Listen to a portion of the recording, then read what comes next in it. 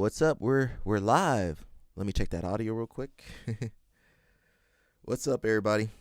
We got RIP to Bobby Douglas. We're gonna talk about Bobby Douglas a little bit today. Pioneer of wrestling. We're gonna talk about the thumb. I don't know if we have any autos. We have auto stuff.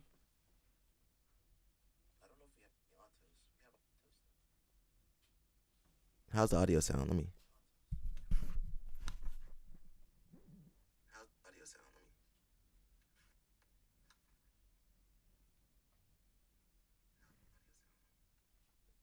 Can you guys hear me? It sounds weird.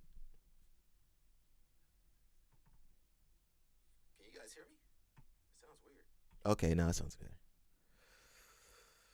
All right, we're here. What's up? We are back at it again for the weekly. Should be weekly, honestly.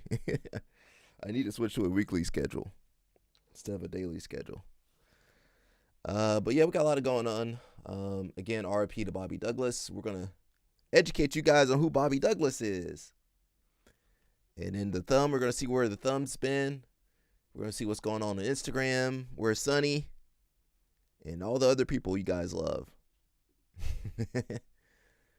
Let's see. We're just going to get into it. I find that's the best way to just jump in.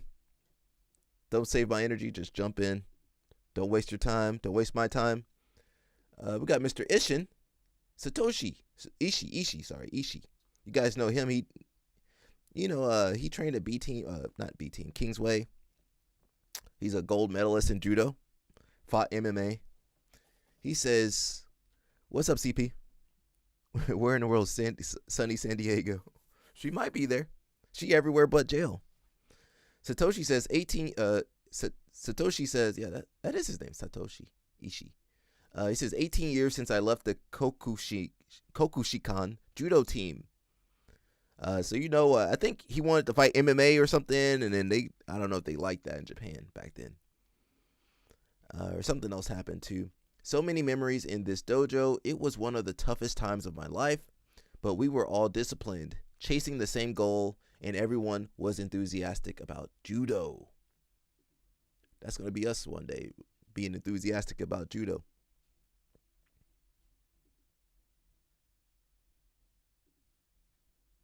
Look at the Judo bros. He looking, he been in America. Look, he's styling. Well, Japanese got their own style too. Now they all wearing all black. He got the white shoes on. Oh, you watched? Where was that video at? Where'd you see that video? He got the Judo YouTube. I need that Judo TV sponsorship, man. Domai Kawabatsu. Mush over there in Japan. Japanese YouTube. I need that. I need that Judo TV sponsorship, man. I'm trying to get it. Let me see if we can find where that is.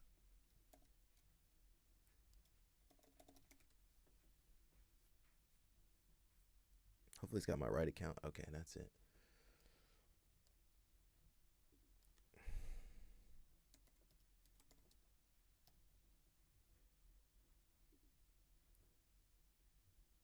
Oh, they do wrestling too?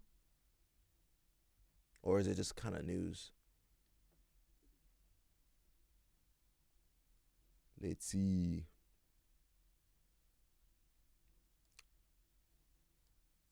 Is this it? Japan, don't hit us. Japan, don't hit us with no copyright, please, Japan. If the channel go black, blame Mush. If the live stream go black, blame Mush. Let's watch a little bit of this before they hit us with some copyright. No, wait a minute. Let's go back to Yoshi's. We listening to Japanese over here. Balea, what's up? Let's everybody plead the fifth for Balea real fast. We got to get Balea a t-shirt, bro. We got to get him the plead the fifth t-shirt, bro. So he can wear that on Who's Number One and all these other shows. Let's switch over. We need to listen to Japanese. You guys, no subtitles. This ain't anime. Actually, did we get subtitles? No, we don't get subtitles. We're screwed. 石母校に帰ろう皆様ごきげんよう。16年ぶりぐらい18 years. 卒業してからちょっと何回か来たことあ Who's number one is so 2026. 卒業してないでしょる。したした。 Wait. 一回ダブル Balea, who's going to be in that 155 pound division? Give us the scoop, Balea. 僕平成24年卒業生なんですよ卒2025. 業してないですよねいやしたした。いや授業受けたら見たことないからいやまあ大学4年間で、はい俺30単位ぐらいしかいやだから30単位じゃ卒業できないんですよできん。その時にオリンピックで金メダル取ったか No ら idea. Balea pleading the fifth already. はい単位をくれて。なんか僕のイメージでは国士舘大学石井聡波紋っていうイメージなんですけど、卒業してるんですね俺は卒業してる。俺も内場先輩卒業してる。いや言わなくていいですよなんで内島先輩の名前出すねんいや一応なんかまあ波紋が出たから Oh, yeah. What you up to now, Balea? やめろ波紋出したから Let's skip through a little bit. 大学に練習来て久しぶりに We got to do a live stream in こう懐 Japan, かしいで bro. すよねここ My only worry is that Mush won't come back. If we go to Japan, Mush ain't coming back. 止められて は You making that money? Uh-oh. Share some of that money. い先生荷物検査があったんですか Nah, I'm happy for 俺 you. サプリメントしか入ってなかったはでそれ見て普通怒るやんいはい体操先生褒めてくれたの If Mush go to Japan, you're not going to see Mush no more. お前意識だけえなっていうことで Kokushikan is a university. Okay, I didn't know that. You could do judo. I guess they have it in their school systems and 15、6 stuff. 年ぶりに道場にね母校の道場で打 See- ち込みをやるっていう We can't get no jujitsu そう degree. いう動画です They don't have jujitsu in university like that. 今日は打ち込み So you guys know you gotta leave your shoes, put on the flip flops, the sandals when you go into those Japanese ま places. あいつも2人で打ち込みしてるじゃないですかちょっと弱い動画的に今回ゲスト呼んでます OK はい3倍努力はいケイ先輩がいやわかるんだけどこれは鈴木先輩 Is that a の PFL backpack? 3倍努力木 You 村 got the 先生 PFL backpack on? あ自分が言ったことにしてるんで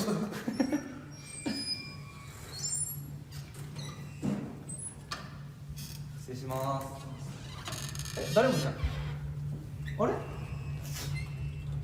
国士舘大学柔道場です懐かしいですか、あそこら辺変わってないですよね We don't have any jiu-jitsu schools that are kind of have that kind of design, wood paneling. あこれなかったですね Oh, that's actual wood. That ain't no wood paneling. That's real wood.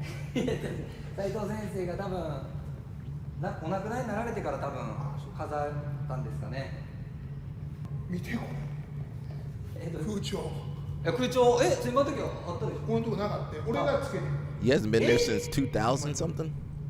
オリンピ He ッ said クの 18 金メダ years. ルを取った後に理事長と会ってはい挨拶しに行った時に理事長が何かないって聞かれたから、はいメディアの前でその時ラグビー弱かったやん You skip a little bit. ラグビー We don't understand what he's saying anyway. 人工芝 We're just の skip. I just want to see him train a little bit. I think that's the name of all the black belts on the wall. Oh wow. Well, America, we got even more black belts. I hope that's Olympians or something on there. See, I told you guys, if Mush go to Japan, he ain't coming back.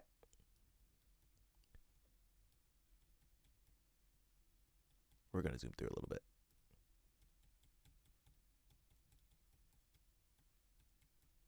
I believe he's Croatian. He's technically Croatian now, or Serbian. I can't remember what country he represents now. でもやめてるから Dream set up for a dojo. Mush ain't coming back, y'all. Mush ain't coming back. あ Mush ain't coming back. He going to Japan. That's it. He gonna settle down and raise some Olympians over there for Japan. Mush gonna renounce his citizenship over there. Ooh, let's watch his fit-ins though. Watch the A-frame, everybody. A-frame, A-frame. あいいな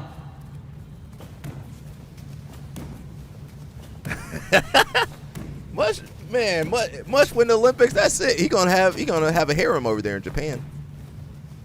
The Japanese government's gonna sponsor Mush to have a harem. Mush gonna have about 20 kids if he win the Olympics and go to Japan. We're gonna miss you, Mush. Actually, I can go visit. 2言わんと数年数えてないです。そうだよね What's up, 社 L 会人にな Snap? るともう数えなくなるもんなうん Uchikomis. 数言わないんですよ。6か7ないんですよ、多分。5、6、8みたいな。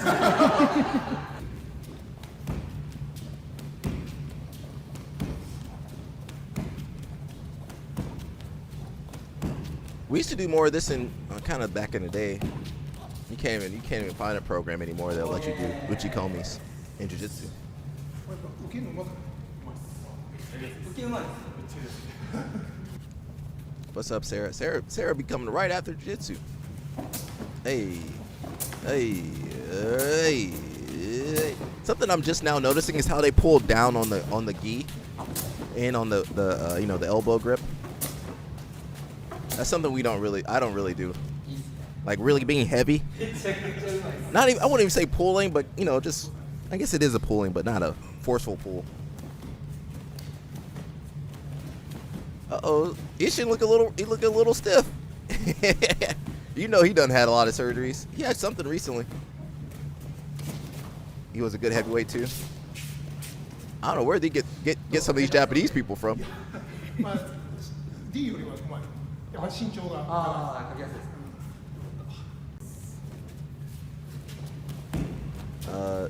When I went to Japan, they were like, man, we need some foreigners over here.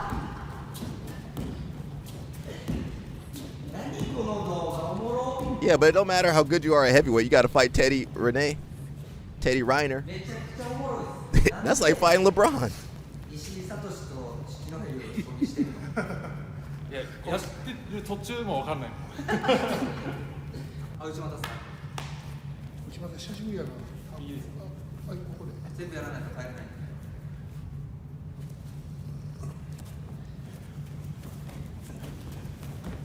That other guy kind of reminds me of Damien from Simpleton. He look like Damien over there. I'm messing with him. Hey, let me skip a little bit. Oh, let me watch this though.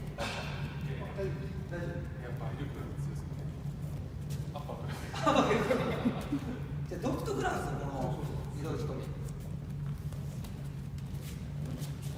Hey. China atas. Hey. Honestly, I feel like older people could get into judo. If you just did all upright uchikomi and footwork drills, I think that would be a good drill for older people. Maybe not throwing them, but just fit-ins and stuff like that. The footwork, that would be good for older people. Are you over here punching him? あ、結構いい。最後までやります。マジで？いや、最後でいるバージョンですよ。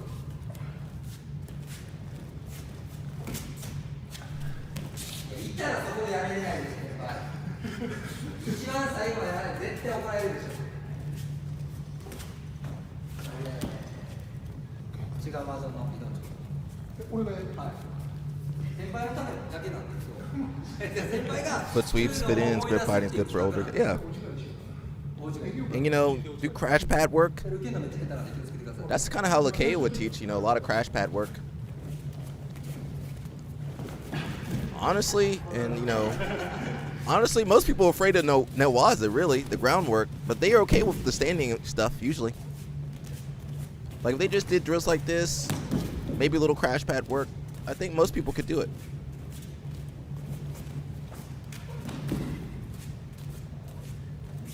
Is that Koji? What is that? No, it's not. Ouchi. Where are my judo guys to tell me what the moves are?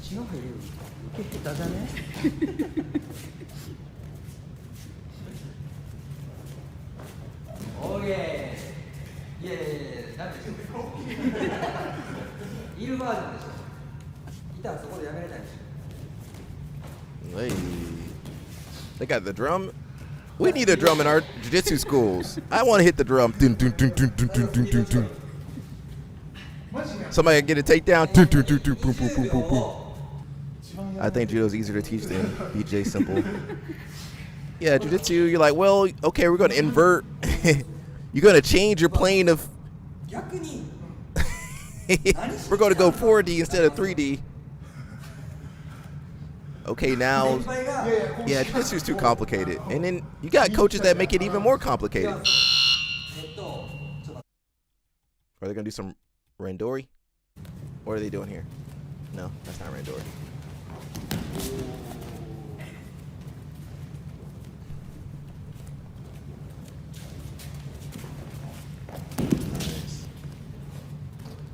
Judo people just seem so big. I don't know why. They just seem so big. I guess Mush is judo. He's a judo person now too.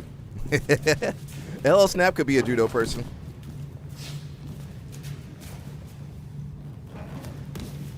どうすかいやめっちゃいい受けどうすか受けタウトシうまいあタイムシうまいよかったもうちょっと挑戦で、怪我したらあかんやまあそうですねそうそう体第一ですからね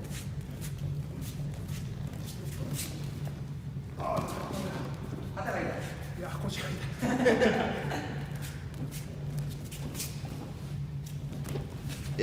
Satoshi had something. Ishii had some type of medical thing recently. I can't remember what it was.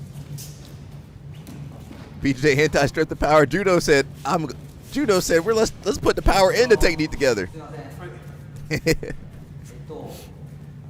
わかるんです気持ちは I mean, I wonder. この距離感で I don't know. I wonder how Kano would feel about everything nowadays. Because honestly, his art got split, right?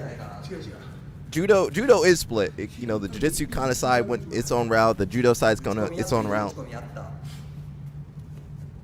じゃあ投げ込みっす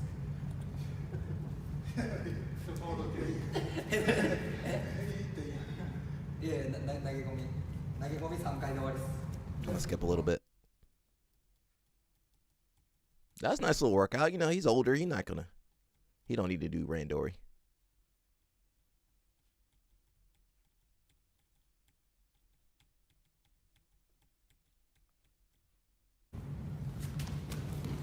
Woo! God, dog. He stick that leg out. That's it.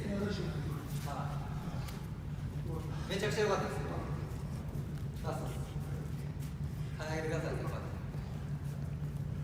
跳ね上げてください Can you imagine getting thrown by that big guy? There are a lot of guys in BJ who think they know judo, but their tachiwaza is all strength and no technique. Well, you can have strength, but you gotta have technique. 一発でいくやつですか青です Then they end up with knee and back problems. That's true. 受け身取ってよ先輩 頑張る We got a lot of judo black belts over here. Well, two. You and Mush. CP and Mush. ちょっと待ってもうやっぱ怖いよ先輩マジで跳ね上げてくださいね How big is that guy in the blue gi? Is he Mush's size? Is that your size, Mush? That's who Mush gotta fight. 先輩 Mush gotta fight that big guy. じゃあやり返します基本的に投げ込みってこういう感じなんですよ先輩は知らないと思うんですけど、まあ、国士舘で選手前立って投げ込みでも普通は投げ込みって相手に5本投げられて自分が5本投げるっていうのが投げ込みなんですよ基本的な基本的にはでも先輩 I think that was it. That was a nice little episode. Nice little episode right there. Hey. That's a lot of weight. That's a lot of weight hitting the floor. That's a lot of weight. うまかったねこっからっすね All right, I guess that's good for that. That was good. That was educational. See, look, we covered judo. Who else is covering judo? Is anybody else covering judo? We covered judo, wrestling, jiu-jitsu. I haven't seen anybody else out here. It says RAF is sold out. Standing room only. Okay. That's good. It's going to be in Arizona. Okay. Why is Muggsy out there? Get out of there, Muggsy. There's too many good wrestlers to take Muggsy's spot. A-Flow Judo. Aaron Wolf, Olympic gold medalist, has a channel that I used to watch when he was competing. I mean, like live streaming it much. I'm saying live streaming, talking about it. Judo people don't seem to like social media that much. This looks like hip replacement. Judo people outside of J-Flow, Judo people don't really like social media. Now wrestlers are kind of getting it back. They're getting into social media a little bit.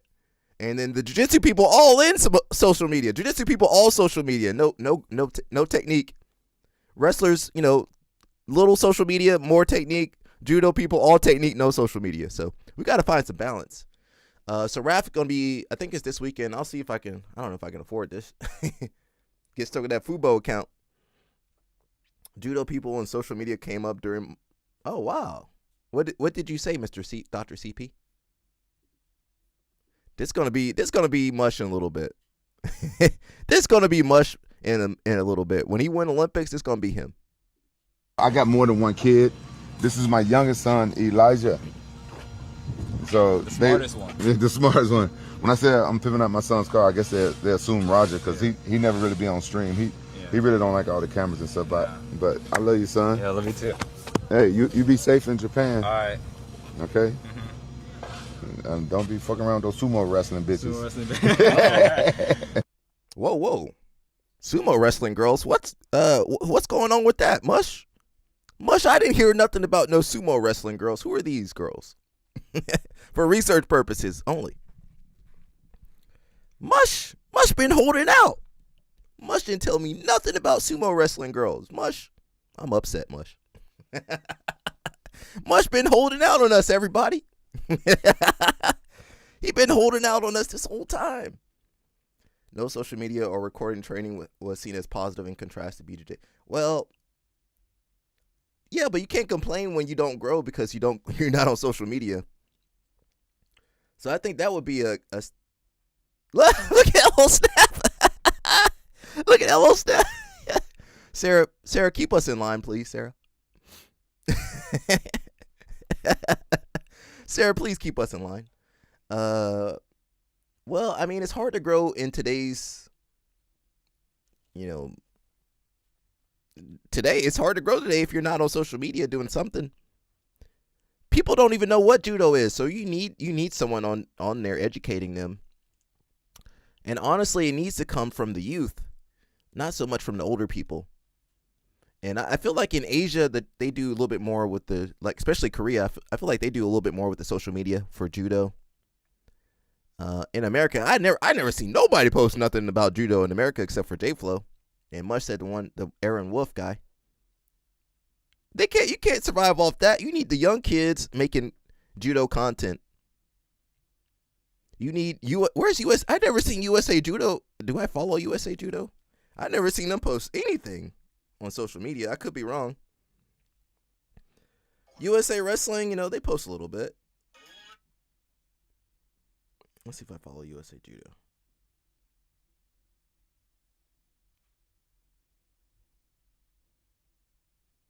Okay. They got 55,000 followers. Man. They need to hire somebody. They need to hire social media people. Easy. Now, I don't know what their budget is. Mush will have to tell us. They need to hire somebody, man. They're not really doing social media. Let me see how much they post. They post every day, I think. Nope. They post like twice a week. Now, let me tell you, if you're running a big international organization like that, you need to be posting every day, multiple times a day. Look at Flow Grappling, look at Flow Wrestling, look at IBJJF. They need to be posting more.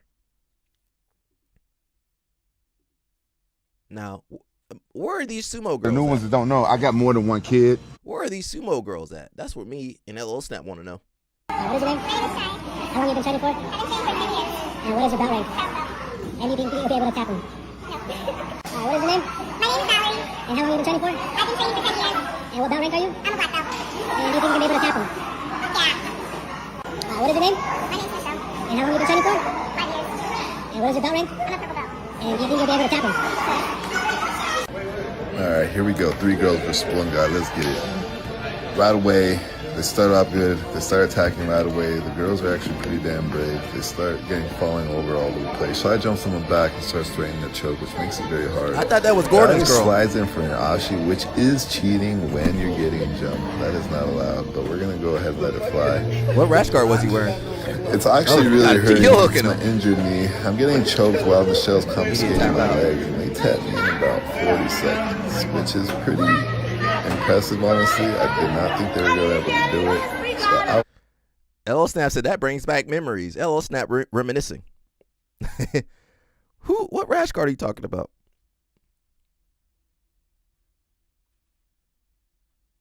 What rash guard are you talking about?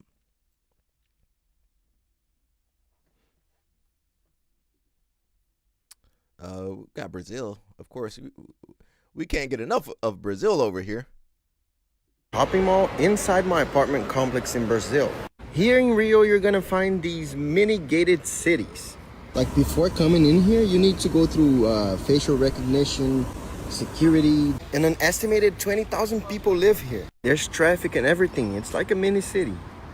And that's why they build full-on malls inside, so that the rich people who live here don't have to go anywhere for basically anything, because you can find restaurants, hair salons, barber shops.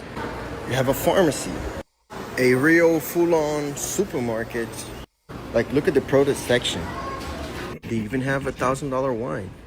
This creates a safe haven for the elite who live in Rio de Janeiro. I haven't seen this anywhere else in the world.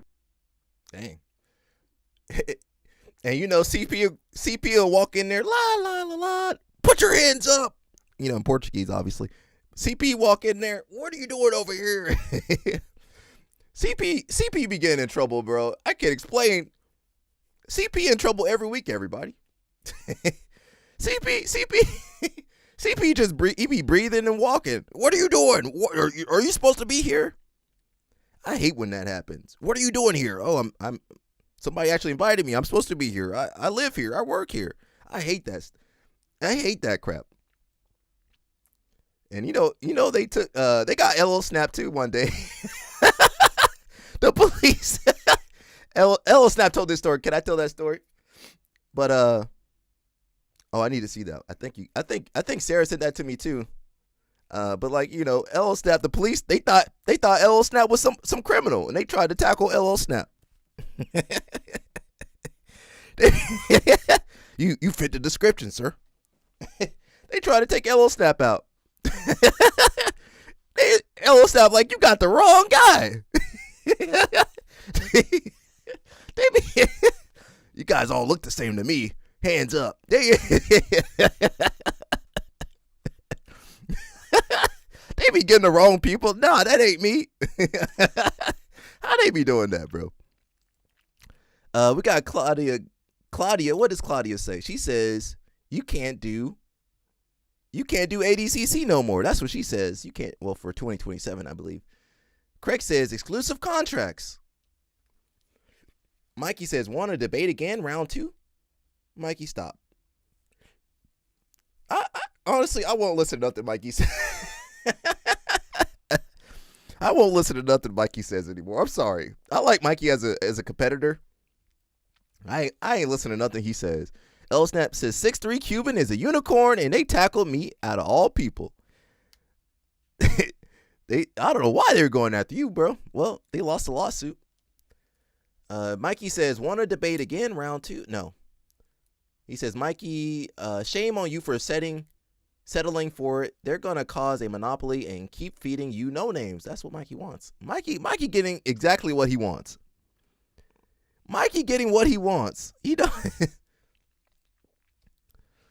Someone says, shame on you, Mikey. Used to look up to you as a grappler. Now I don't want to watch you compete.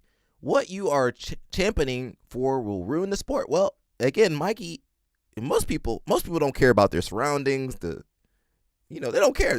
It's for me. Mikey don't care about you people. Mikey want that money. He got. You know how expensive that pasta is?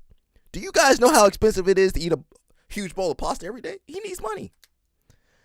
He don't care. He don't care. He don't care about the other people. He don't care about you people. So Mikey probably never been to Italy and had real pasta. Well, I'm gonna have you go have to send that to him.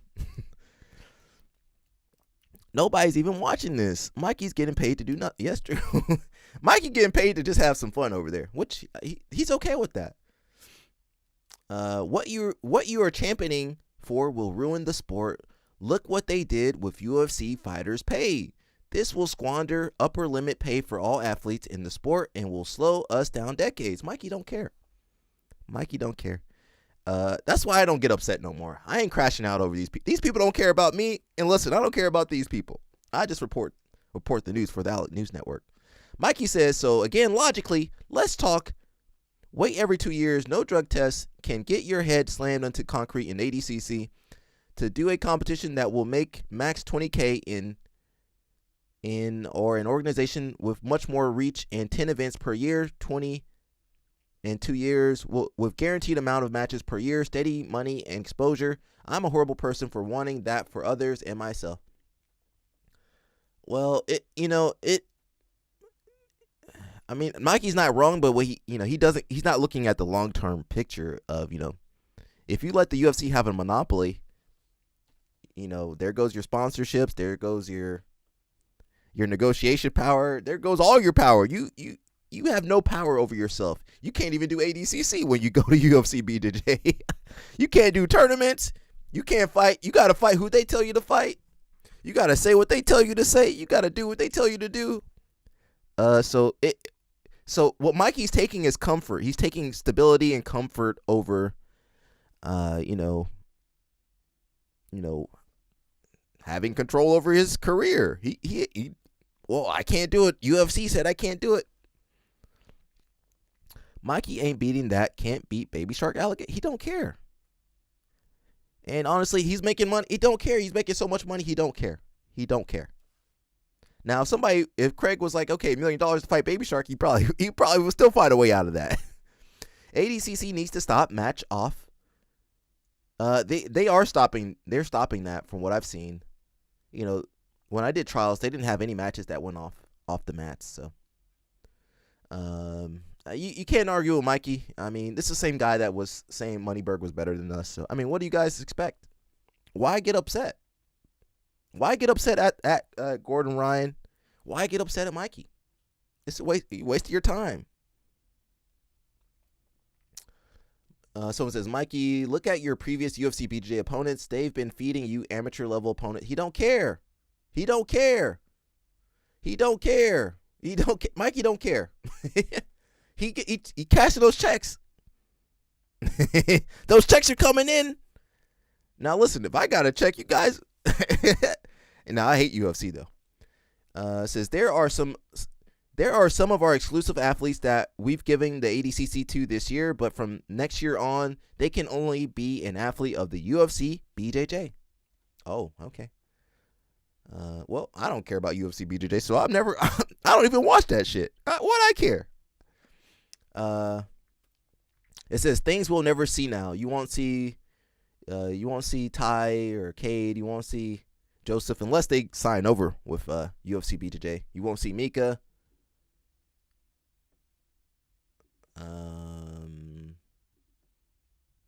Honestly, I wouldn't listen to Mikey, bro.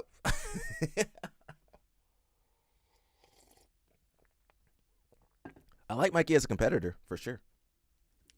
I just nah. Is that Josiah right there? That's Grippo and that's Josiah. Why they got Grippo and Josiah on there like that? Why they got Grippo and Josiah like that?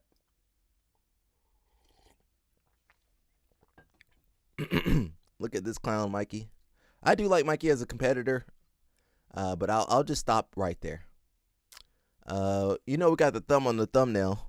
Says the real danger is not Andre. Otto's black belt accuses departed champions of underage misconduct cover-up. I'm tired of the thumb. I'm tired of the thumb. I don't even know if you can call him a competitor. He only fights people he can beat. That sounds like a bully. Oh. That LL Snap might have hit the hammer. He might have hit the nail with the hammer right there. That might, yeah. I mean, Mikey, I'm not saying Mikey's good enough to beat the best in the world, but he's comfortable, man. People get comfortable. He's comfortable in his situation. He's making good money.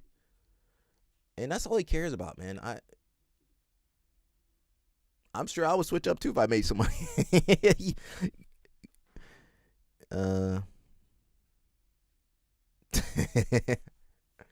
Let's see what the thumb got. We got some videos too. Let me zoom in for my older people that can't see. It says the fallout surrounding the ongoing Atos controversy has taken another dramatic turn. Jonatas the Ratinho,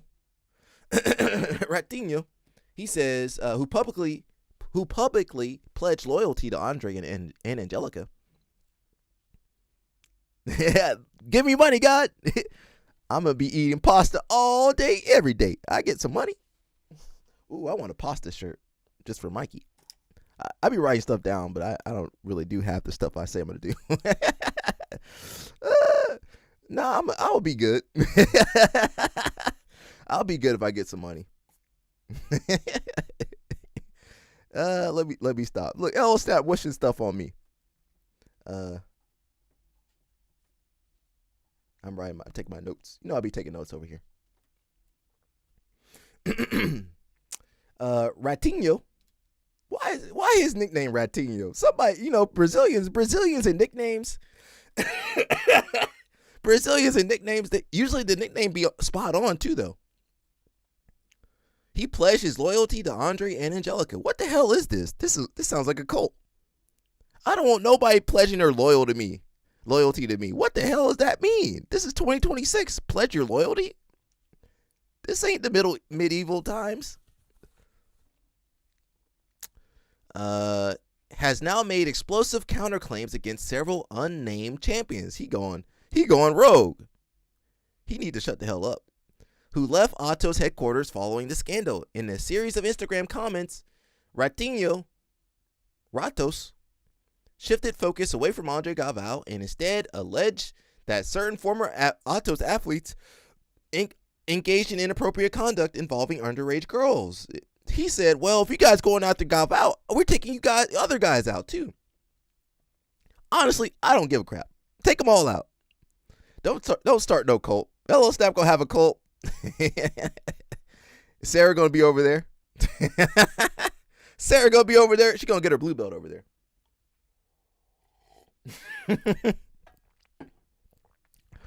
Sarah, CP, stop, CP. CP, stop. Sarah said, Hello Snap said he gonna give Sarah her blue belt if she go over there. Okay, so Ratinho is ratting out all the other people. The real danger is not Andre. Responding to critics online, he said, I know this man, and I know who also accusing him. I also know that, he was breathing hard when he said all the bonnet cult. Sarah, don't put no bonnet on around LO Snap, Sarah. This man, he be breathing hard. Pause on me.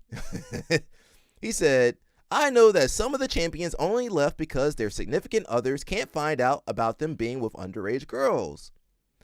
Well, it sounds like it's a good thing Atos fell apart.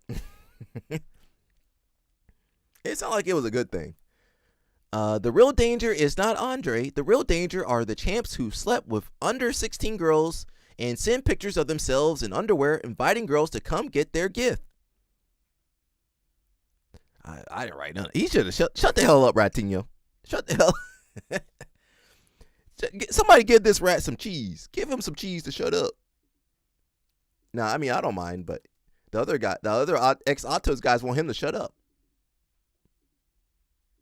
They said, give this rat some cheese and shut up. Isn't he incriminating himself for knowing that? That's true. LL Snap, you too smart. You too smart, bro. You too smart.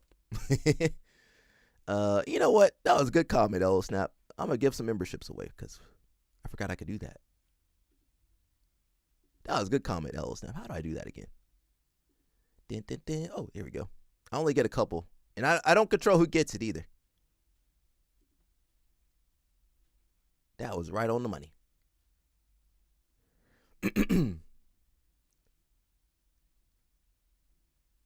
Hey, we got some memberships out here. I can't hear anything though.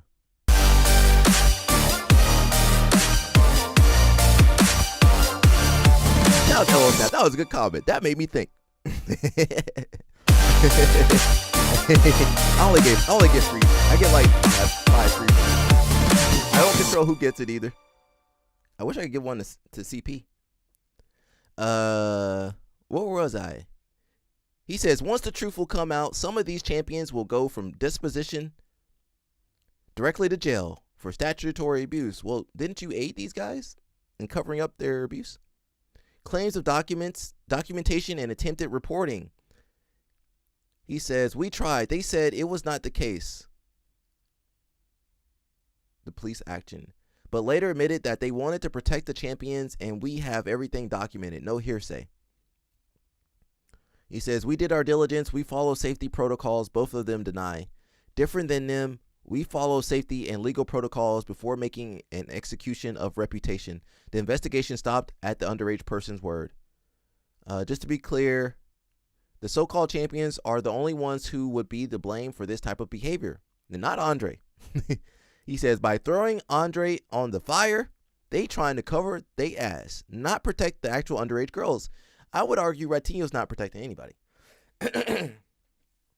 He's not even protecting himself. He need to shut up.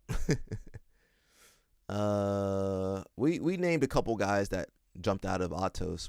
I don't care anymore. We are going to listen to the thumb in a little bit, but let me jump back over to Instagram.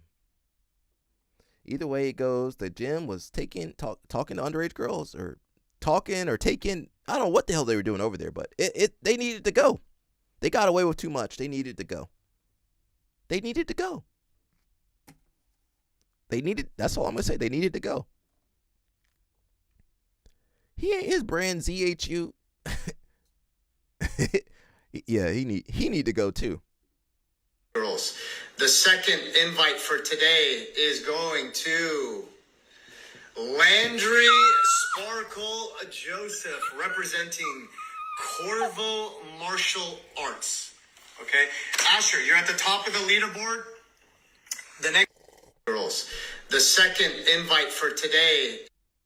I don't know who these girls are. Hope they're safe. You got predators over at ADCC too. Now, how professional is it for? I thought Mo wasn't working for ADCC no more. This ain't professional. None of this shit's professional. Why do they even have an ADCC kids tournament? I don't know, CP. Makes no sense to me. This is not professional. I don't support really none of this stuff.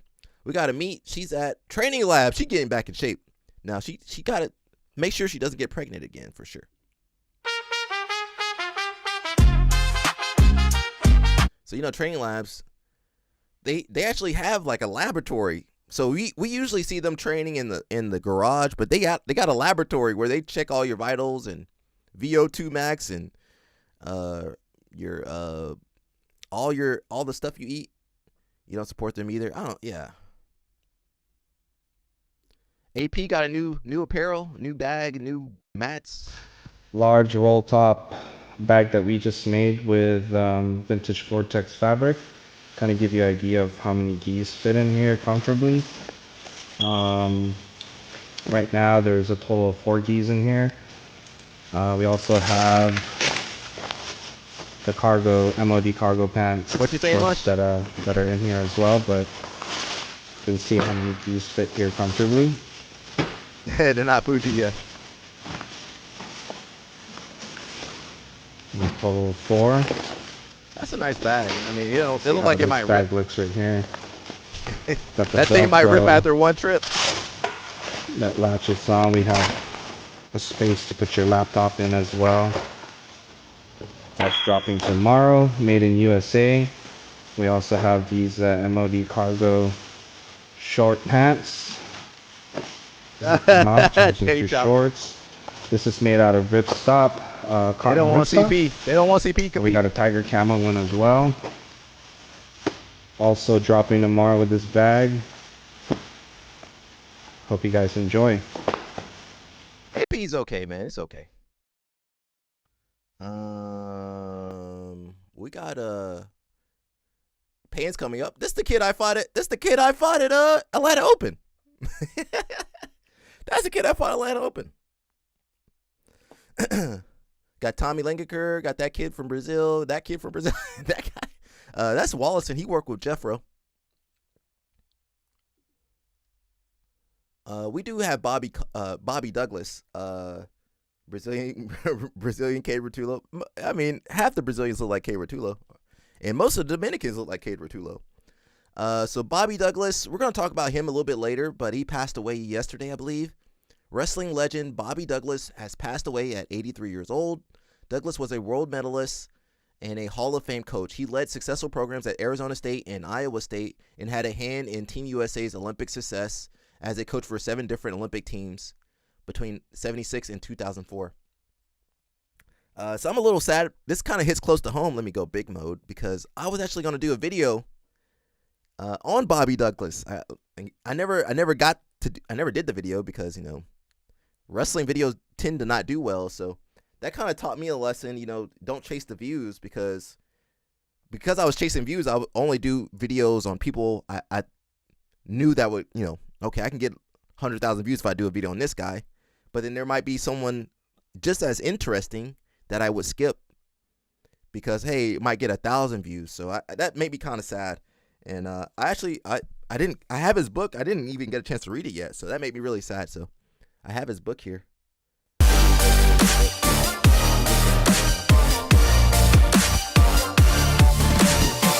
Bobby Douglas. We're going to watch a couple of videos.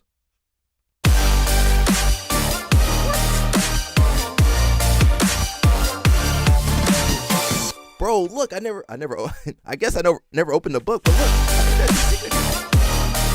Is that his signature? That makes me sad. I should have did the video. It's like a year or two ago, I was going to do it. I don't think I couldn't get the thumbnail down or something. I think that's his signature. Look at that. Is that his signature? Bobby D? It was signed to someone else. To Ziggy. I wonder who Ziggy is. Oh, man, that makes me a little sad. Oh. And the book's pretty cool. It's got some pictures of him, too. You know, some pictures I'd never seen before. Oh,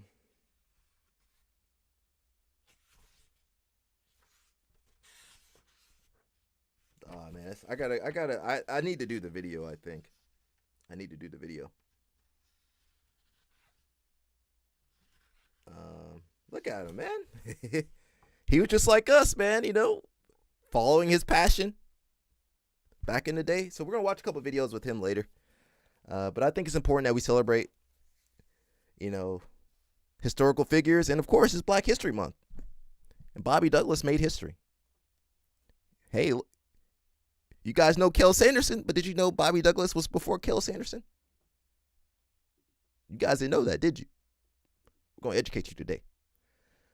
Let's jump around a little bit. Google has apologized after an AI-generated news alert about the BAFTA Film Awards racial slur incident included the N-word. Would you like to see the news alert that Google's AI sent out? Of course you would. Here it is. How the Tourette's fallout unfolded at the BAFTA film...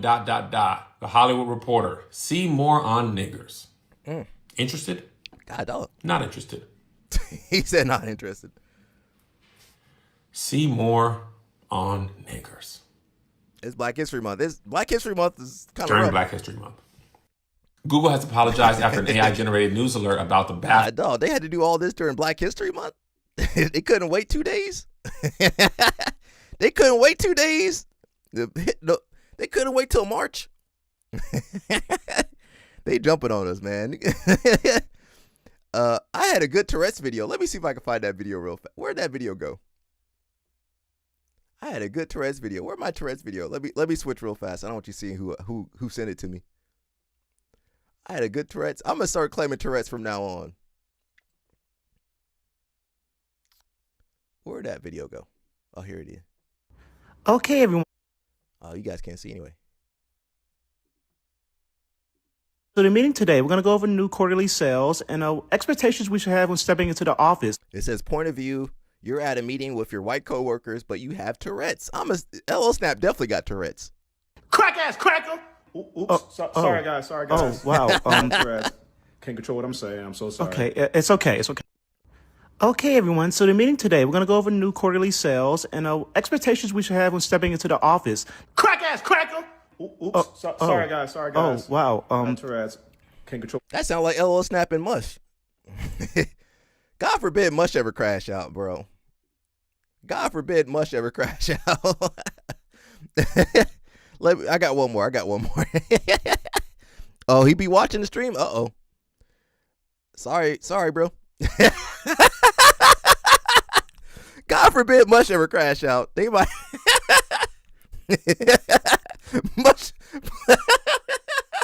Mush, he plead the fifth.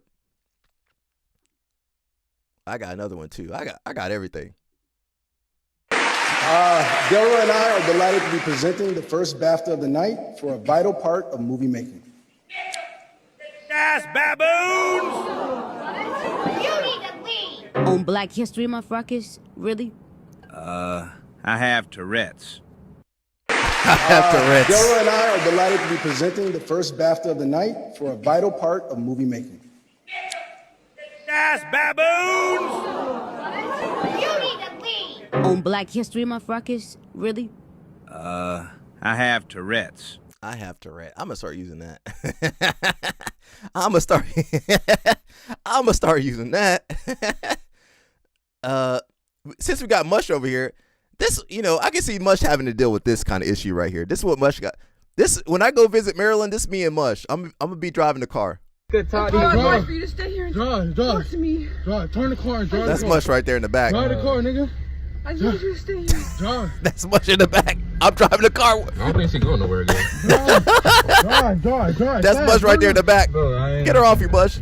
Nigga, move. That's me. That's me like, oh my God. Bro, why are you trying to shove yourself in here? Watch out. That's Mush. Mush, get that girl out the car, Mush. She got the gas. We got a live stream, Mush. Get the girl out the car, Mush. Drive. Talk to me. Drive. Turn the car and drive the car. Drive the car, nigga. Mush, we got a live stream. Get out the car, Mush. We got a live stream. I don't think she's going nowhere again. He like, take off. I'm like, bro, she hanging off the car. Bro, I ain't finna. Nigga, move. I don't think I ever had an effect like that on a girl. Why are you trying to shove yourself in here? You gotta use that name Wazza to get her off you. Mush. And then you know what? Mush will be back with her later on that night. You know what? I forgive you, baby. Oh, in front of the car. God, dog. Nah, you guys got to be careful out here in these streets. Mush. You guys got to be careful out here in these streets out here like that, man. Okay, here's the match everybody keeps sending me. Let me see.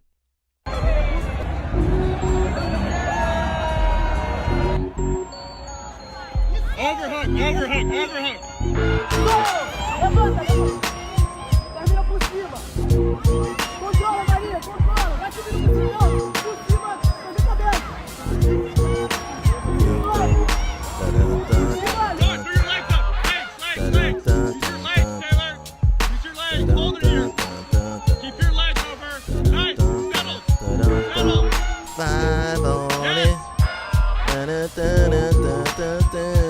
I got 5 on it. They're Brazilian, that's why.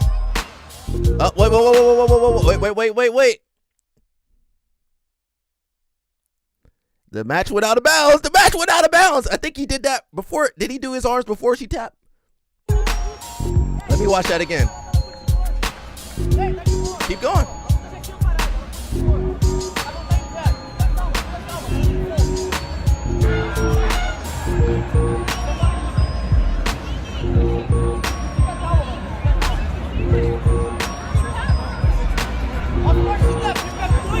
The match's supposed to stop, though. The match's supposed to stop.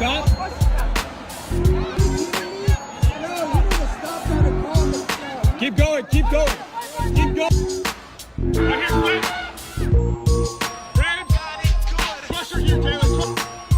She should have stayed well. All right, work out. That's the ALJ girl. Yeah, knee underneath her guard. Watch out, Taylor. Let me watch that again. Overhook. She tapped that girl. Let's be honest. She tapped her. Controla, Maria, controla. Vai subindo por cima, fazer cabeça. Okay, right here, the match is out of bounds. Okay, the match was out of bounds. He should have stopped it earlier. She got Brazilianed. They should have stopped the match earlier, right? The referee made a bad call. He should have stopped the match prior to her getting the submission. She got Brazilianed. So that. Legs. Use your legs. I'm watching. Use your legs. Hold her. Okay, he didn't stop the match there. Keep your legs. Nice. Settle. He didn't stop the match there. Yes. Okay, he stopped it right there. So they don't restart you in the submission. Well, IBJF, they would have restarted them. She would have got 2 points. They would have restarted neutral. Now, he waited until she did all this to stop. So, I would look. Mush, LO Snap. I guess LO Snap got upset when Mush said that. But listen, Mush hit LO Snap with the target. Pew! Sniped him. Pew! Mush hit LO Snap that day. Pew! Sniped LO Snap. LO Snap been upset ever since. LO Snap been upset. LO Snap been upset ever since, bro. Mush got him that one day. You know, Mush be sniping. Pew! Shot him. Pew!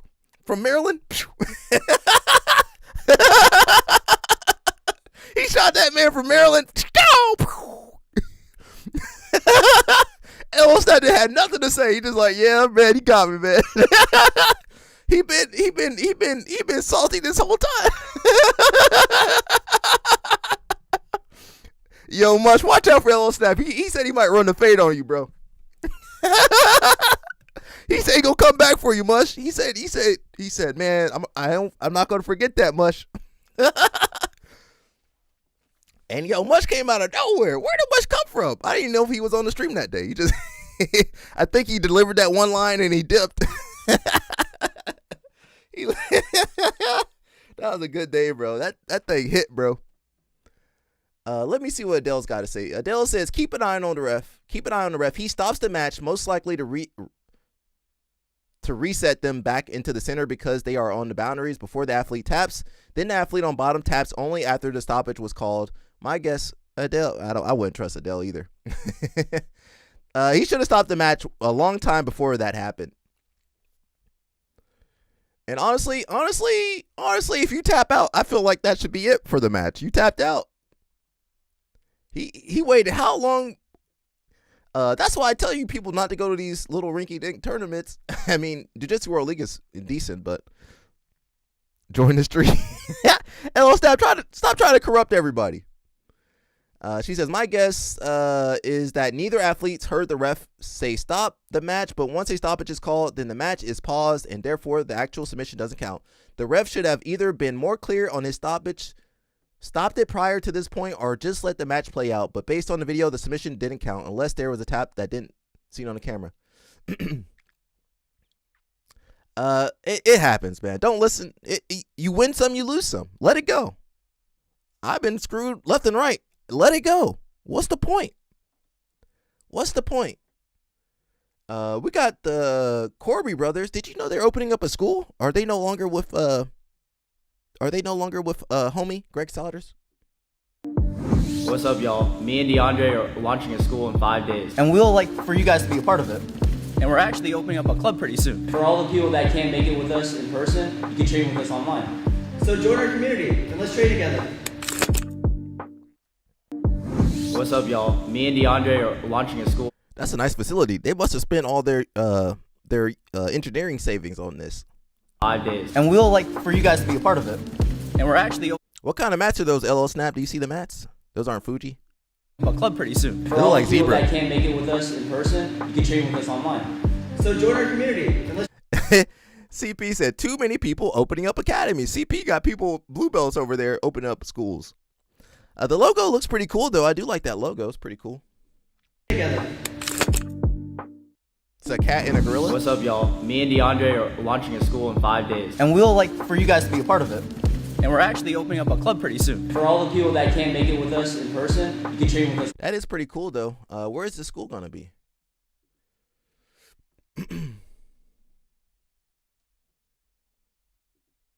Yo, what's up, guys? What I'm building right now is something you guys can be a part of soon. Dee and I are coming back home. Our space is under construction. Follow us at Black Box Grab Link and stay tuned for announcements. Yo, what's up, guys? What I'm building. I think everybody's seeing that, hey, this competition shit sucks. Let me make a school. Let me try to make some funding with the school.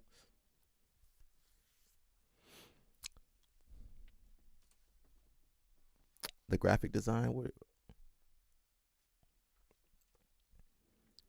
Suddenly everyone's making a school. Yeah, why is everybody making a school after CGI 2? You know, Joseph's making a school. Are they running away from something? What's going on? That is weird. The Corby Bros, Joseph Chin, who else opened up a school? John Carlo. Who else has a school? Those are 3 I can think of off the top of my head. I just wonder why did they just get the backing? Okay, I got a little bit of funding now. I'm pretty interested in why that is the case. We got Mush's dude over here. 3 a.m. I think I'm sleeping today.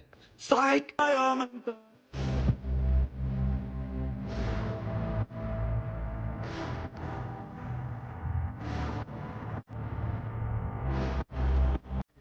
3 a.m. Where the fuck is Shadow? I'm in a fucking shadow box.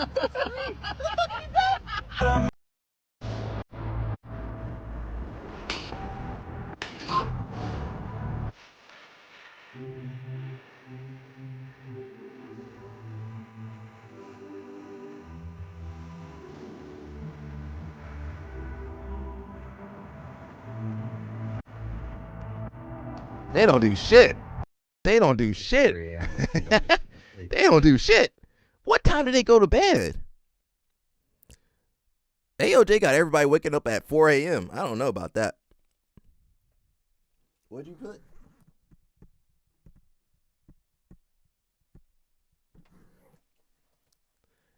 Bro, listen, when do they go to bed, though? Bro, I don't see them do shit, bro.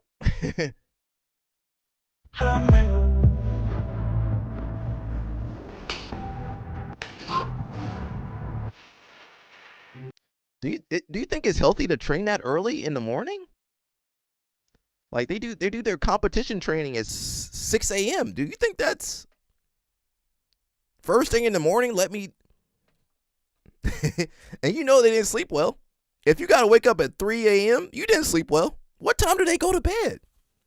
And we watched the video with the girl, Mia Funegra. What? She don't get home till 8 or 9.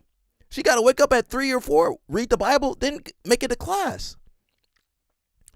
He says 170 a student rent only about 3 to 2K. 15 students you can break even. No overhead. Well, that's for you. But I think they're in Maryland though. LL Snap. That rent ain't no 3K over there in Maryland. How much to rent over there for a school, Mush? I'm guessing 10K. How much is rent over there in Maryland like that? Well, you got money, bro. I'm saying everybody else. I'm saying everybody else that ain't got no building money, bro. Nitpick comp training said, shut the hell up. They there at 6 a.m. 6 a.m., 7 a.m. What the fuck's the difference? What the fuck's the difference? Who cares? I'm off by an hour. Who cares? It's early as fuck. 6:30, not 7. Yeah, who cares? Who cares? It's early. 7 a.m. 9:30. Okay.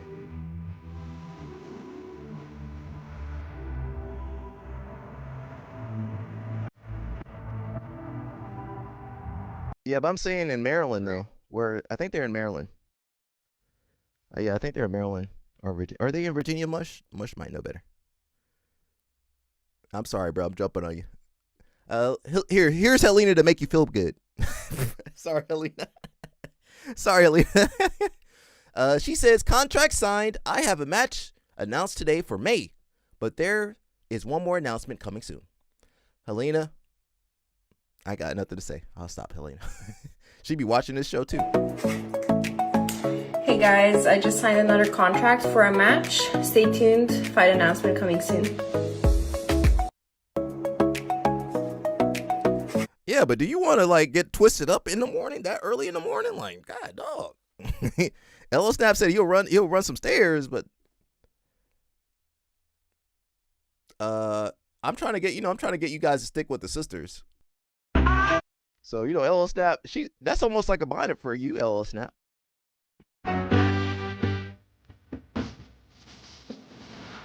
We gotta go to Africa, Mush. We gotta go to Africa, Mush.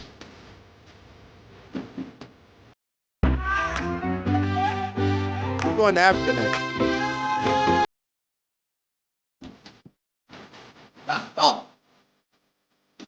We're going to Africa, just like I Show Speed did. We're going to Africa.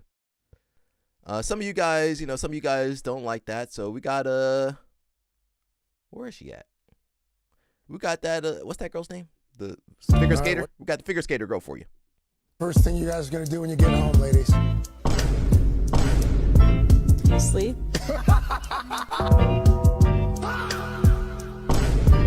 Alyssa Lou. Sleep. I heard she's I'm about to say test tube baby. She not. I heard she's a test tube baby. She's not a test tube baby, but she's close enough, right? Some of you guys want that test tube baby. Shout out to her. Good. Hey, jump. Good. Remember, Keep that up. Good. Get things on cage, toes on cage. Now we stack them. Good. Hey, jump. Good. Remember, Keep that Wagner almost got that arm taken. Get things on cage, toes on cage. now we stack them.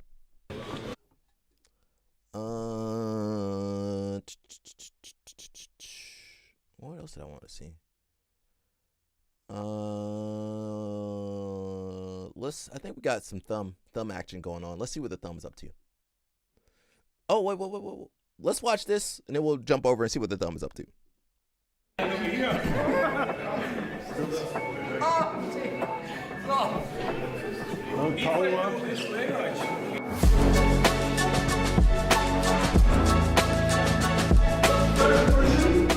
feel that is more impression needy than content on this. And then like, I got this.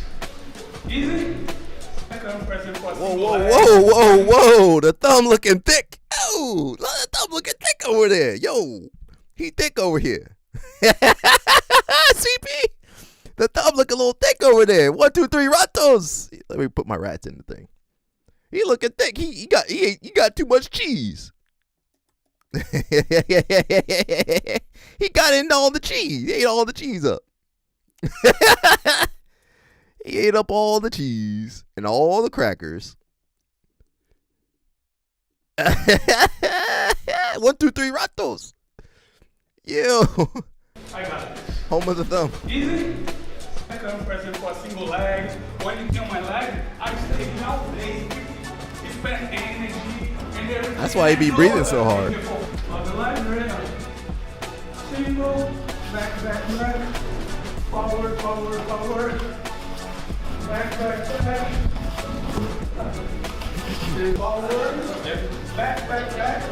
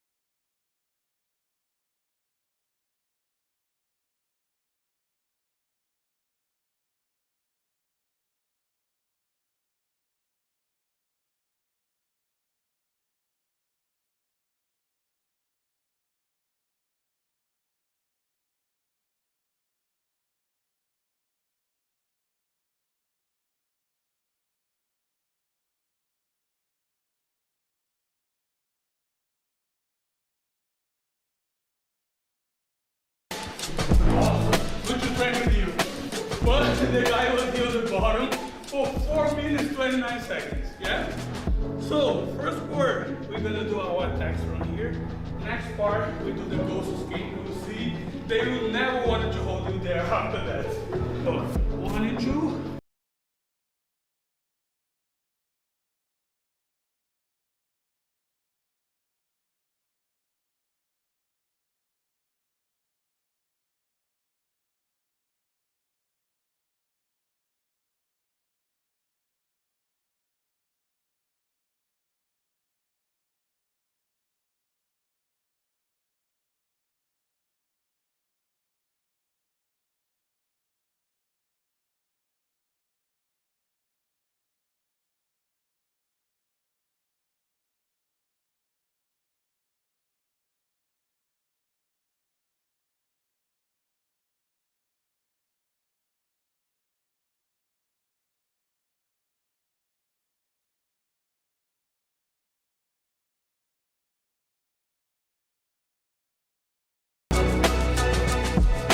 Wasting people's money teaching them that shit.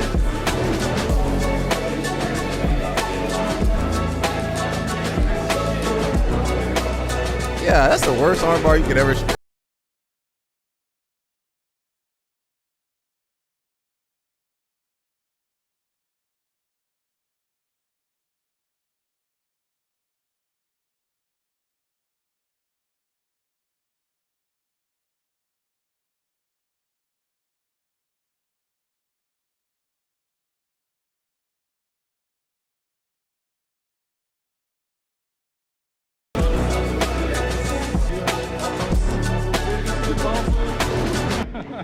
Right, when I see his hip going off the mat, do you go anyhow, you can finish here. He's showing some. Or shift. I'm not saying this doesn't work, but he's showing some shit, man.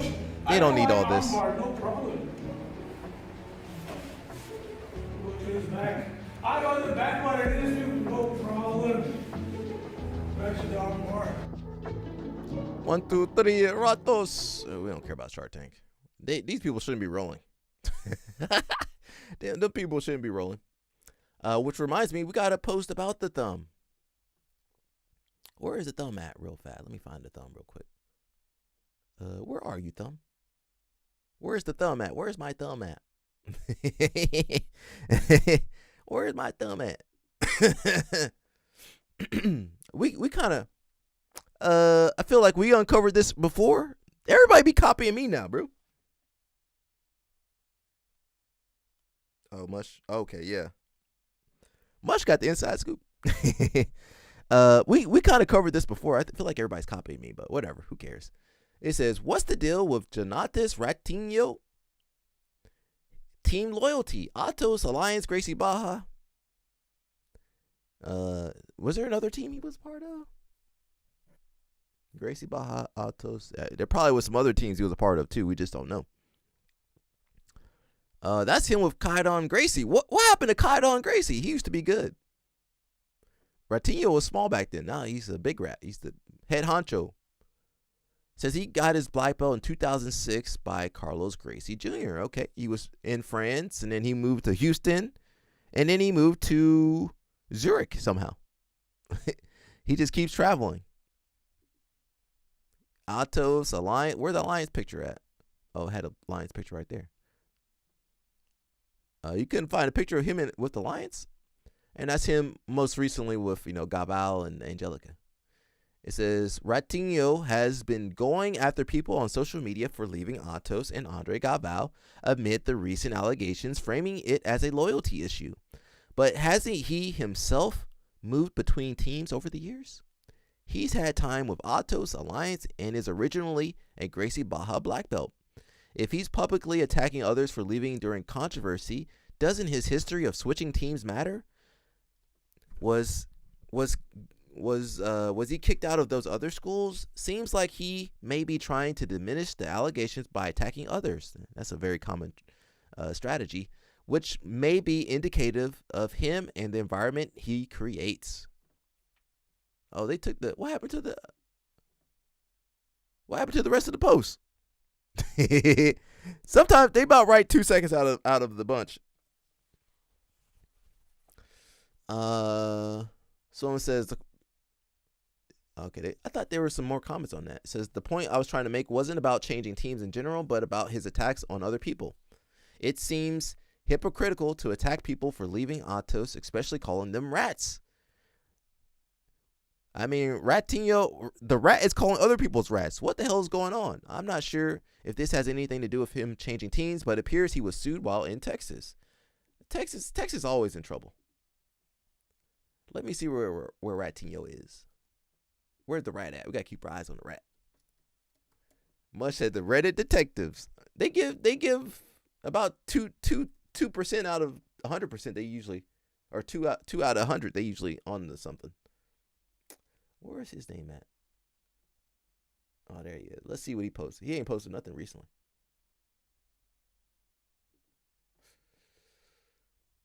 You know, he be posting like a goddamn million times. Oh, the kid's over there flipping.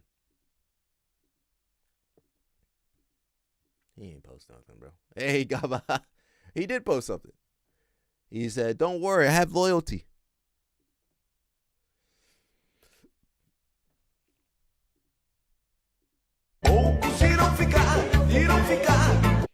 He says, first of all, no house is under fire because we are the firefighters. Second of all, we will set everything on fire. The firefighters don't set things on fire. Barbecue of rats. Barbecue of Ratos. What was that cartoon that was like Ninja Turtles but with biker? Yeah, I know you're talking about the rats with the. Yeah, I think he stole that. Weren't they aliens or something? Biker Mice from Mars. Mush, how'd you know that?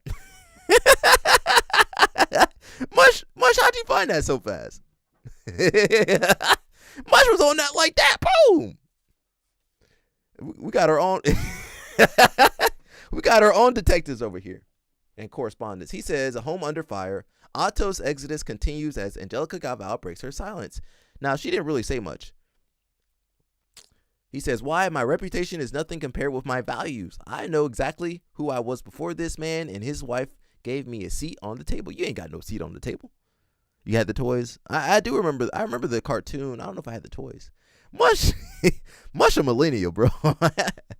Mush a millennial for real, for real. He says, loyalty is the steadfast dedication, faithfulness, and allegiance to a person, group, country, or philosophy, often involving emotional commitment and trust. It acts as a foundational element in relationships, represents deep trust, devotion, and support between individuals, often standing firm against temptation to abandon or betray.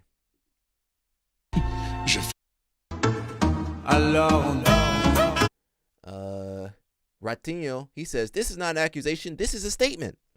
Okay, we're going to ask you to prove those statements. That's what you said to everybody else. Prove the statements. Ask any of them to sue me for defamation or malicious action. Well, you're not in America, so how can they sue you if you live in a different country? They can't.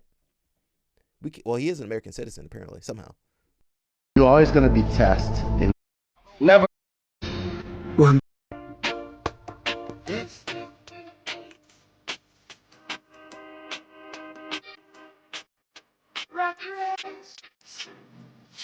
Why are you putting Bob Marley? Was that Bob Marley? Why are you putting Bob Marley in this? The Ratos, no rats, no rats. He need to stop, bro. He the rat. This is the rat. He trying to use this to sell merchandise. Lion. He's the king. Lion. He's the king. Gaval always gonna have defenders. Lion.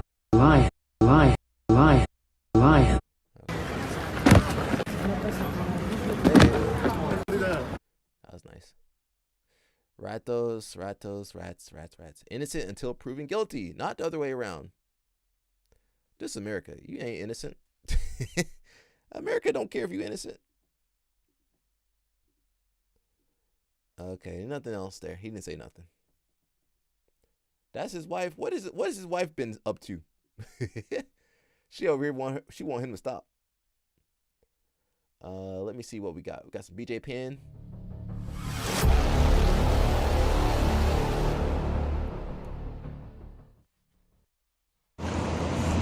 Hey, over here in Mountain View, California. Just wanted to kind of come and see where first place I ever got serious about jiu-jitsu. Recording updates. We just stopped by my house down the road. I used to ride my bike down over here, and this is where it all started for me. I started at a couple times at the rec center, but then Keenan Cornelius, his father, Tom Callis, we gotta say his name now. He was just a kid. I mean, this is it. This is the mat. This is where it would go down. That's where Keenan trained. And we would do like 45-minute pass guard drill. Everybody stay on the side. And this is it, man. This is the mat room. The crash pads. Oh, man. Look at how he's still got his This whole video. up. He sounds coherent to this whole video.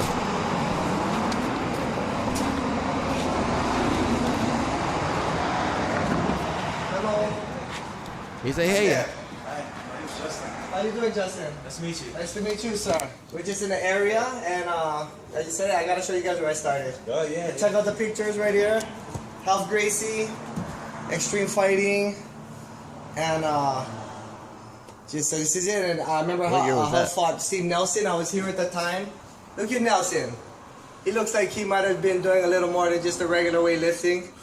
And Half, yeah, and What I year guess was that? Nelson was I doing was good in in that Brazil. fight, but Half like broke his arm off, I think. Seriously broke his arm bad. Look how different But BJ this was is it, back man. then. The case right there. I think there's pretty much just a scene. He could still recognize his family. Hey, is it alright if I step on the mats? Yeah. Right on. Oh, you just did it. Man. A picture of Hyatt. I think I remember that picture. Yeah. The kick skin.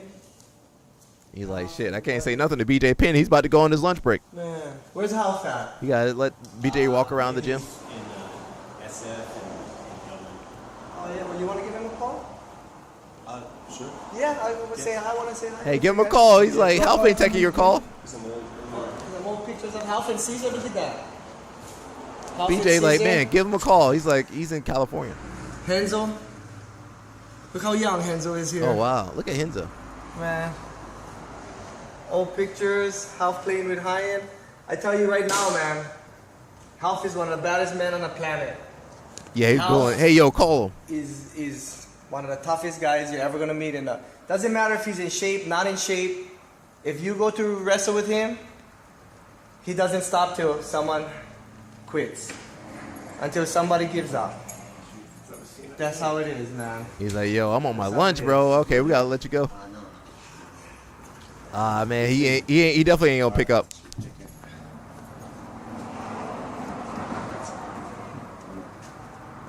Shit, I gotta call my boss for this, man. Yo, Professor, we got BJ Penn over here. Man, fuck that guy, man. I hate that guy. Brazilians don't want you calling them. Hey, Half, this is Machine. Oh, good, good. We have a visitor here who wants to say hi to you. Okay, I'm gonna give him the He phone. ain't talked to Half in years. Okay. He ain't talked to Half in decades. Hey, Half, I just want to say hi out of a lot of respect. This is your old student, BJ Penn. I was just in town, and I just stopped in. I just stopped in by the gym, and I showed my friend the apartment I was staying in, and we came down the road, and I said, this is where I started to train. Good to hear from you, Half. Long time no talk, Half. See, I told you. How are you, my brother? How are you, my brother? Very good. How you doing, sir? I'm doing great. That's thank you, Alf. Thank you. What you everything is good. Everything is good. You know, just getting older. I'm 37 now. Getting older, and you got a daughter too, right? Yeah, 2 daughters. I have 2 girls. And how many kids you have now? I got Alf? kids. How many kids you have now? Oh, right on. Oh, yeah, granddaughter now, huh? Yeah. Oh, yeah, the toughest grandpa in the world. Toughest grandfather in the world. Thank you very much. I gotta go, Alf. bro. I don't want to talk anymore. Okay, you take care. Man, Yes, why'd I you will. let this guy call me, man? Man, why'd you let him call me, man? I told you, man, never let that guy step foot in the academy, man. I told you I don't like him, man. Get him out of there, man. Man, it's good to Man, who told you to call me, man? One time we were in here just because Man, what the Alpha's so fuck you tough, call it? but Let him he had call the me jiu-jitsu, for, the man. technique, but he was just a fighter inside, you know. So I remember one time we were all sitting on the wall, and Dave was the best guy in the class. Talking his ear Dave off. was purple belt. I was still Talking white about purple I think. belt. No, I was white belt for sure. Talking about white belt, purple belt days. So Half was beating up Dave. I think Dave was Camarilla? playing around with him back in the day when they always used to do the MMA training with just the slaps, no gloves. So he's beating up Dave. Dave was a bloody mess. And then he said, who in his wall wants to fight? So I just wanted to feel what it felt like, you know what I mean? So I stood up and then Half kicked my ass. And then I just remember he had me in a mounted triangle. And he had my arm, and he was just kept hitting me, had me stuck, because you couldn't really tap out the Half, right? I don't know how worried, but I just remember saying, just don't bring my arm. He goes, don't worry, I won't. And just kept going. Just playing around. He didn't try to hurt me. He knew See, everybody was a bully back then, Mush. Half was bullying, BJ bullying. But, man, good. This is it. This is where it started. Right here. Then That's the where pass guard CTE drill. started. Same thing. Pass guard drill. Warm up, pass guard drill. Yeah, 45 BJ, the minutes. same goddamn thing And they've then, been doing. that's They've been how doing I that got my since the guard. Gracie's in Pass guard drill 1925. right here, Same 45 guard minutes. passing. We're Big doing the guys, same strong goddamn guys. drill from A lot of big guys, 1925, a lot of strong guys 100 years coming ago. here. And then I remember Half when Frank Shamrock came by, the whole school went on the side, and Half and Frank went at it. It was a draw in the end. It was amazing. They were just fighting in the school? Good stuff. Man, Good memories. them guys are Good crazy. Fighting memories. I don't know about good memories, but good fighting memories. Them guys was crazy back then, bro. Yeah, mean. That's why they fucked up now. All right, BJ. Okay, I gotta close up the gym, man. I just cleaned the mats, take my lunch. He's the one of the guys always like. All right, man. I got a kids class why I in was about always 30 kinda- minutes. how I was Come on, fighting. BJ. I got a Is kids how class in Half 30 slowed minutes. down. Get the fuck out of So here. I always just try to Keep emulate talking, Half, bro. actually. You know, going in. I mean, towards the end, I got different, got my own style later. But at least the first half of my career. And Half was always that guy, too. Doesn't matter how big the guy is. This and that. You gotta Yo, kick homie, right? Man, I got a kids class in 15 minutes. He's the man. He's the man. Get the fuck out of here, BJ. BJ talking, bro. Old people be talking. Oh, that's not for you This guys. video. That's the backpack. How do you know how much? God, dog, he was talking, bro. We do have Bobby Douglas. Let's see if we can find. Here's Dan Gable talking about Bobby Douglas. Let's listen to this real quickly. Track wrestling here at National Wrestling Hall of Fame Dan Gable Museum with Dan Gable himself. We are here for the Bobby Douglas ceremony. And Bobby Douglas right there. You guys go way back. How did he shape your career as a competitor? Let's start that angle first. Okay, well, we'll start there. That's Dan Gable, everybody.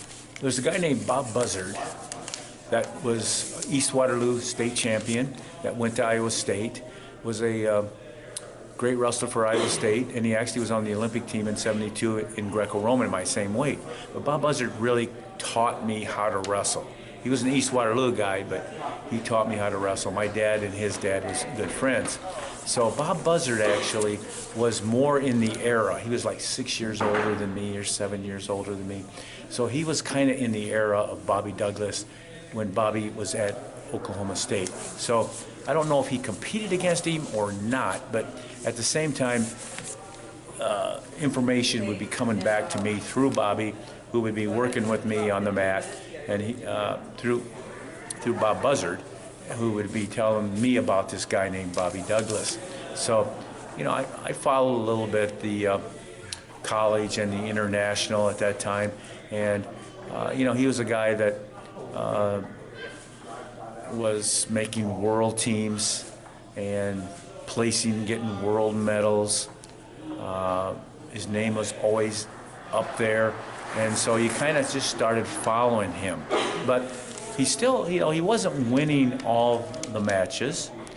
You know, he might get a medal, but you know, for some reason, you know, he might have got a concussion during a match and had to pull out and didn't get a chance to get the gold or whatever. But Bobby was a guy that I heard about at a pretty early age. So, you know, once I went to Iowa State and I made a name for myself there, he was now beyond Oklahoma State, and he was out wrestling internationally.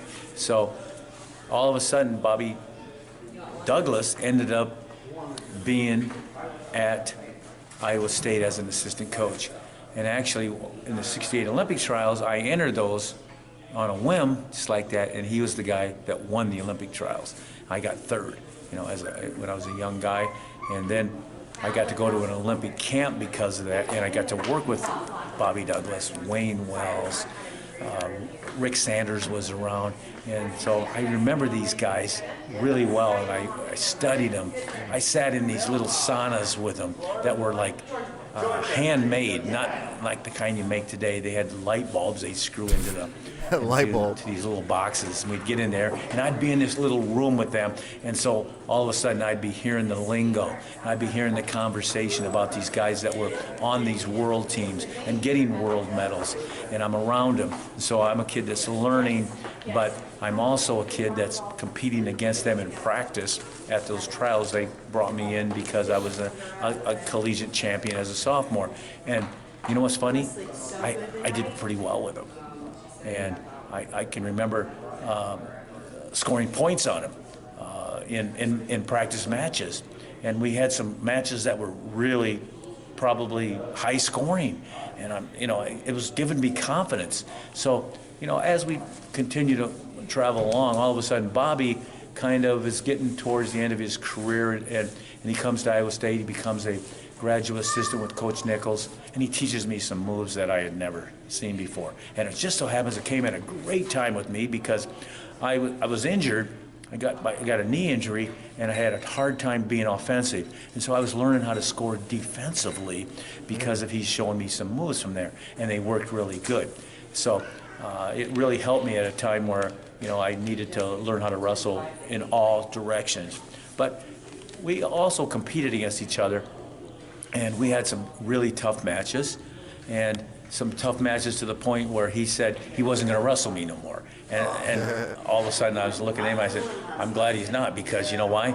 I'm hurt. You hurt me. You hurt me, and I can't even turn my head and neck. And so it's one of these things that we're helping each other. But when I started becoming the guy in the world's and Olympic level, I actually flew in because he was coaching out in Boston at the time, and we had practices together, and he was building me up unbelievably to the fact, because he didn't quite win the gold. I think he got a silver and a bronze in the Worlds and Olympics, and he was telling me why I could win and why because of this, and he really believed it, and I believed him. Whether he believed it or not, for sure, I believed him. That was the key. That was a sign of a good coach. And then all of a sudden, I get my string going of wrestling championships, and so we lose to Jim Gibbons, and so Jim Gibbons stops the Gable string of 9 in a row, and he goes to 10 and doesn't get 10. But then the next year, I thought I'd come right back and win again. And Arizona State's coach is Bobby Douglas. And we're going to win the Nationals right away again after we lost him. But all of a sudden, Arizona State wins like 20 matches in a row in the final day and wrestlebacks, and they beat us. And so, Arizona State, that was their only national title, but he claims that, and he had to do it with an unbelievable victory. So he's the one guy, Douglas. So Bobby Douglas was the coach at Arizona State that year. They won, I don't know if it was a national duels championship or national championship, but that's the only time Arizona State won was when Bobby Douglas was there. That all of a sudden was really technically involved in the sport. He put out books. He had techniques. He was really into that. And that's what I needed after I got to a certain level of excellence. I needed to learn the sport better. And it was him that really kind of showed me that there's a lot more to the sport from strategies. He could have used some of my stuff too, just attitude and fight and all that, and conditioning, which he was good, but he probably would have been a world champion for sure. And so I had the chance, though, to pick up some of his stuff. And because of that, I became a world and Olympic champion. We're going to listen a little bit more. Again, Bobby Douglas passed away, I believe, yesterday. So there's some, I want to make sure we look at this, though. Let's hear from one of Bobby Douglas's best students over here, his protege. That is not what I clicked on. That was not what I clicked on. Track wrestling here in Waterloo, Iowa, National Wrestling Hall of Fame Dan Gable Museum with Penn State coach Cale Sanderson here to honor your college coach Bobby Douglas. Let's start with that. What were the most valuable lessons you learned from competing under Bobby? Coach Douglas was just very consistent. I think, technique-wise, light years ahead. Things that we were learning and that I learned from him are things that we've had success with at Penn State. Obviously as a coach, just a guy who does everything right, I never saw him yell at a kid or, after losing a match or just some of those things that kind of stand out, just class act all the time, really a fatherly figure to the kids on the team and just, if you wrestle for Coach Douglas, you learn to love him. What do you take with you today that you still use as a college head coach? A lot of things, a lot of technique. Technique obviously evolves and spins and rotates and comes back and things that you were seeing years ago will come back. Obviously there's new things that are. But Coach Douglas was. We were working on things with him that. Every time. That we're kind of known for now, I'm not going to really talk about it specifically, but it's just kind of, Coach Douglas was always known for, he was a guy, if you're a wrestler, you say, Coach, what can I do in this position? He'll give you 3 or 4 or 5 or 6, options, and you kind of figure out what it is that you want to do. And Coach Douglas was all about just kind of teaching you to be accountable for yourself, to not rely on anyone or anything. If you want to win and you want to be successful, you gotta learn to just figure it out, and I always really valued that and really appreciated that the way he taught that to his kids. So those are some of the things that stand out, but definitely a legend in the sport for sure. You're just getting back from Budapest, Bo Nick. Okay, we got one more video on Mr. Bobby Douglas. We got Bobby Douglas himself. Let's just listen to the man. So, we might have to watch one more video. Oh, maybe 2 more. I want to see the technique over here too. Wrestling here in Waterloo, Iowa, National Wrestling Hall of Fame Dan Gable Museum with the man of the day, Bobby Douglas, here for your celebration. What does this mean to you to see the turnout, all the guys that you've coached, prominent guys you've competed against?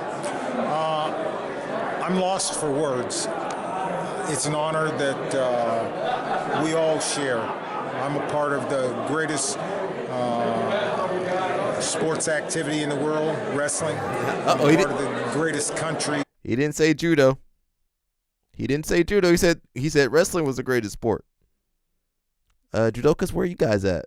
I wish we had a history of judo over here, but I think wrestling got you. Wrestling got you guys right now. In the world's wrestling program, and it's an honor to be here with these great champions and with these great supporters and coaches. It's an honor for me to be able to say that I was an American wrestler, coach, and now I'm an American wrestling fan. What was your reaction when they said, they called you up and said they wanted to do this, they wanted to honor you in this way? Well, I thought there's a lot of other people that probably should go up on that board and be honored before me, but I'm honored to be honored. It wasn't. Gable has a class of his own, and this museum represents a very, very unique piece of American wrestling history, which Gable and the people of Iowa share in the history of the American wrestling program. And this is only going to get better. This is a pretty cool exhibit behind you here. Got the Oklahoma State jacket there, Arizona State singlet. Got a picture of your team at Arizona State down there. Yeah, some other stuff here. It's awesome. There is no place. There's no place in America like this museum. I've been to Stillwater. Stillwater's great, fabulous, but it's in Stillwater. There's a big difference in Stillwater and Iowa. Iowa's in the center of the United States where people can reach it a lot easier than they can in Stillwater. Both shrines are, it's great for wrestling, but this is unique. And the displays and the support that I see here is very, very unique. What made your national championship team unique? What made those guys special? That team was comprised of some special individuals, and it's hard to describe the type of spirit that they developed. They didn't start off as a great wrestling team, but they developed into a great wrestling team. Esprit de corps developed within that program as a result of the personnel and the personalities and the coaching staff. I get the credit for being the coach, but I had a lot of help from my staff, and I had a lot of support from the school. And somehow on Thursday night, things didn't look very good for us after that first round. But as things started to go in our directions, the team caught fire. They wanted to win. They had the will, the want, and they found the way. Coached a ton of great wrestlers through the years. Obviously, the guy that comes to mind first for a lot of people is Cale. He's here tonight.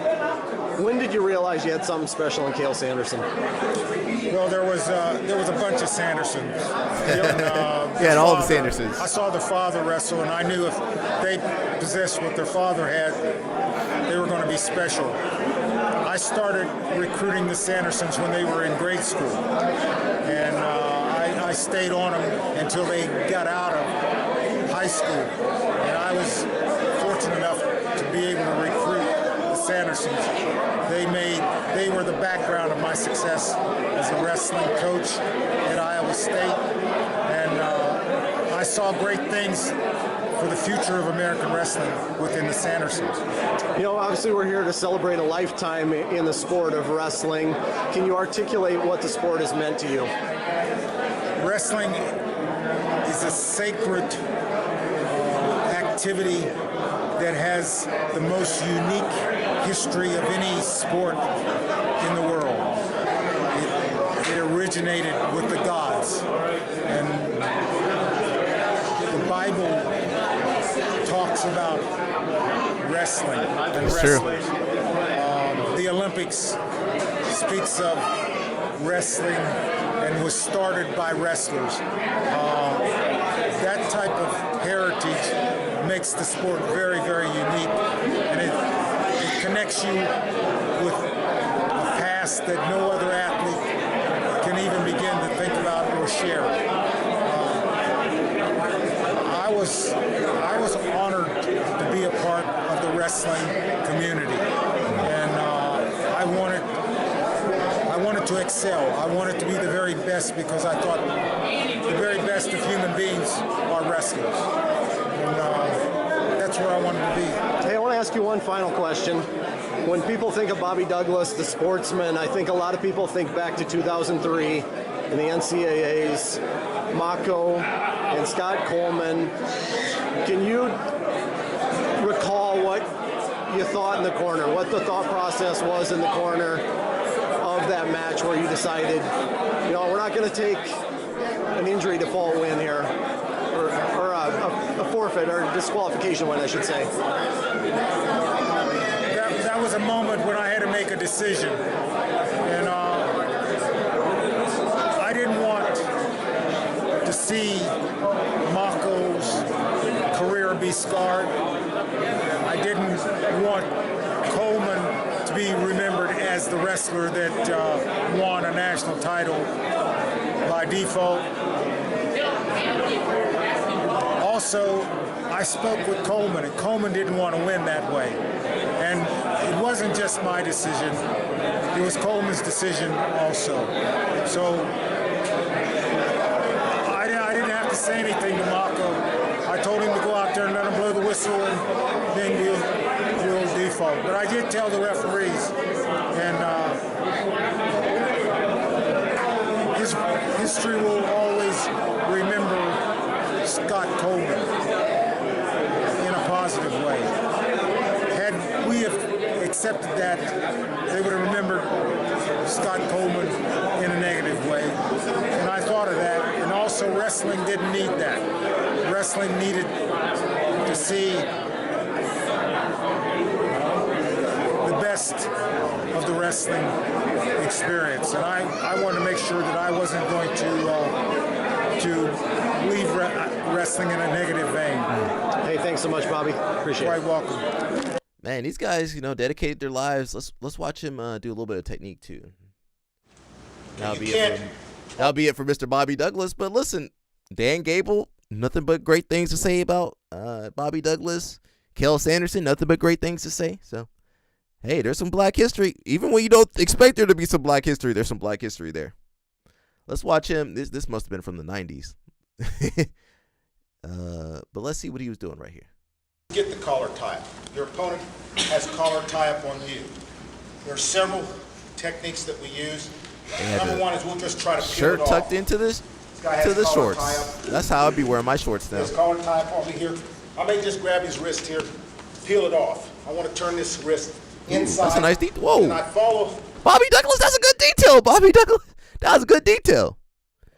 He punched that off. I've never seen that move right there. Just learn something new. Thank you, Bobby Douglas. With my shoulder to his legs.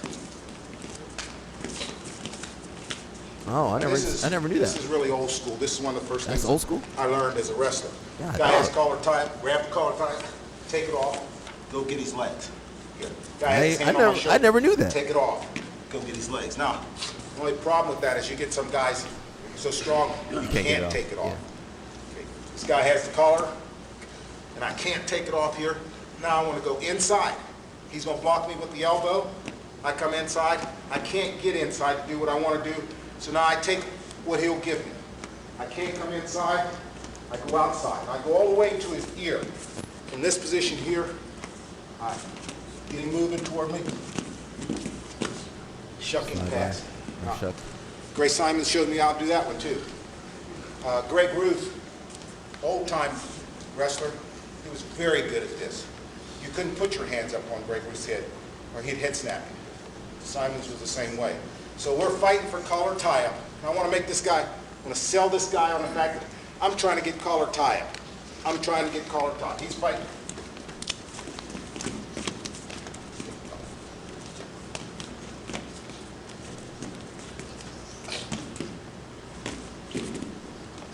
Now, the snap, and everybody has their own method of doing this. But one of the things is catch his hand. Here, he can't get that free real easy now. And if he does pull it out of there, then I'm ready to attack his leg. I'm here, squeezing, pinching him here.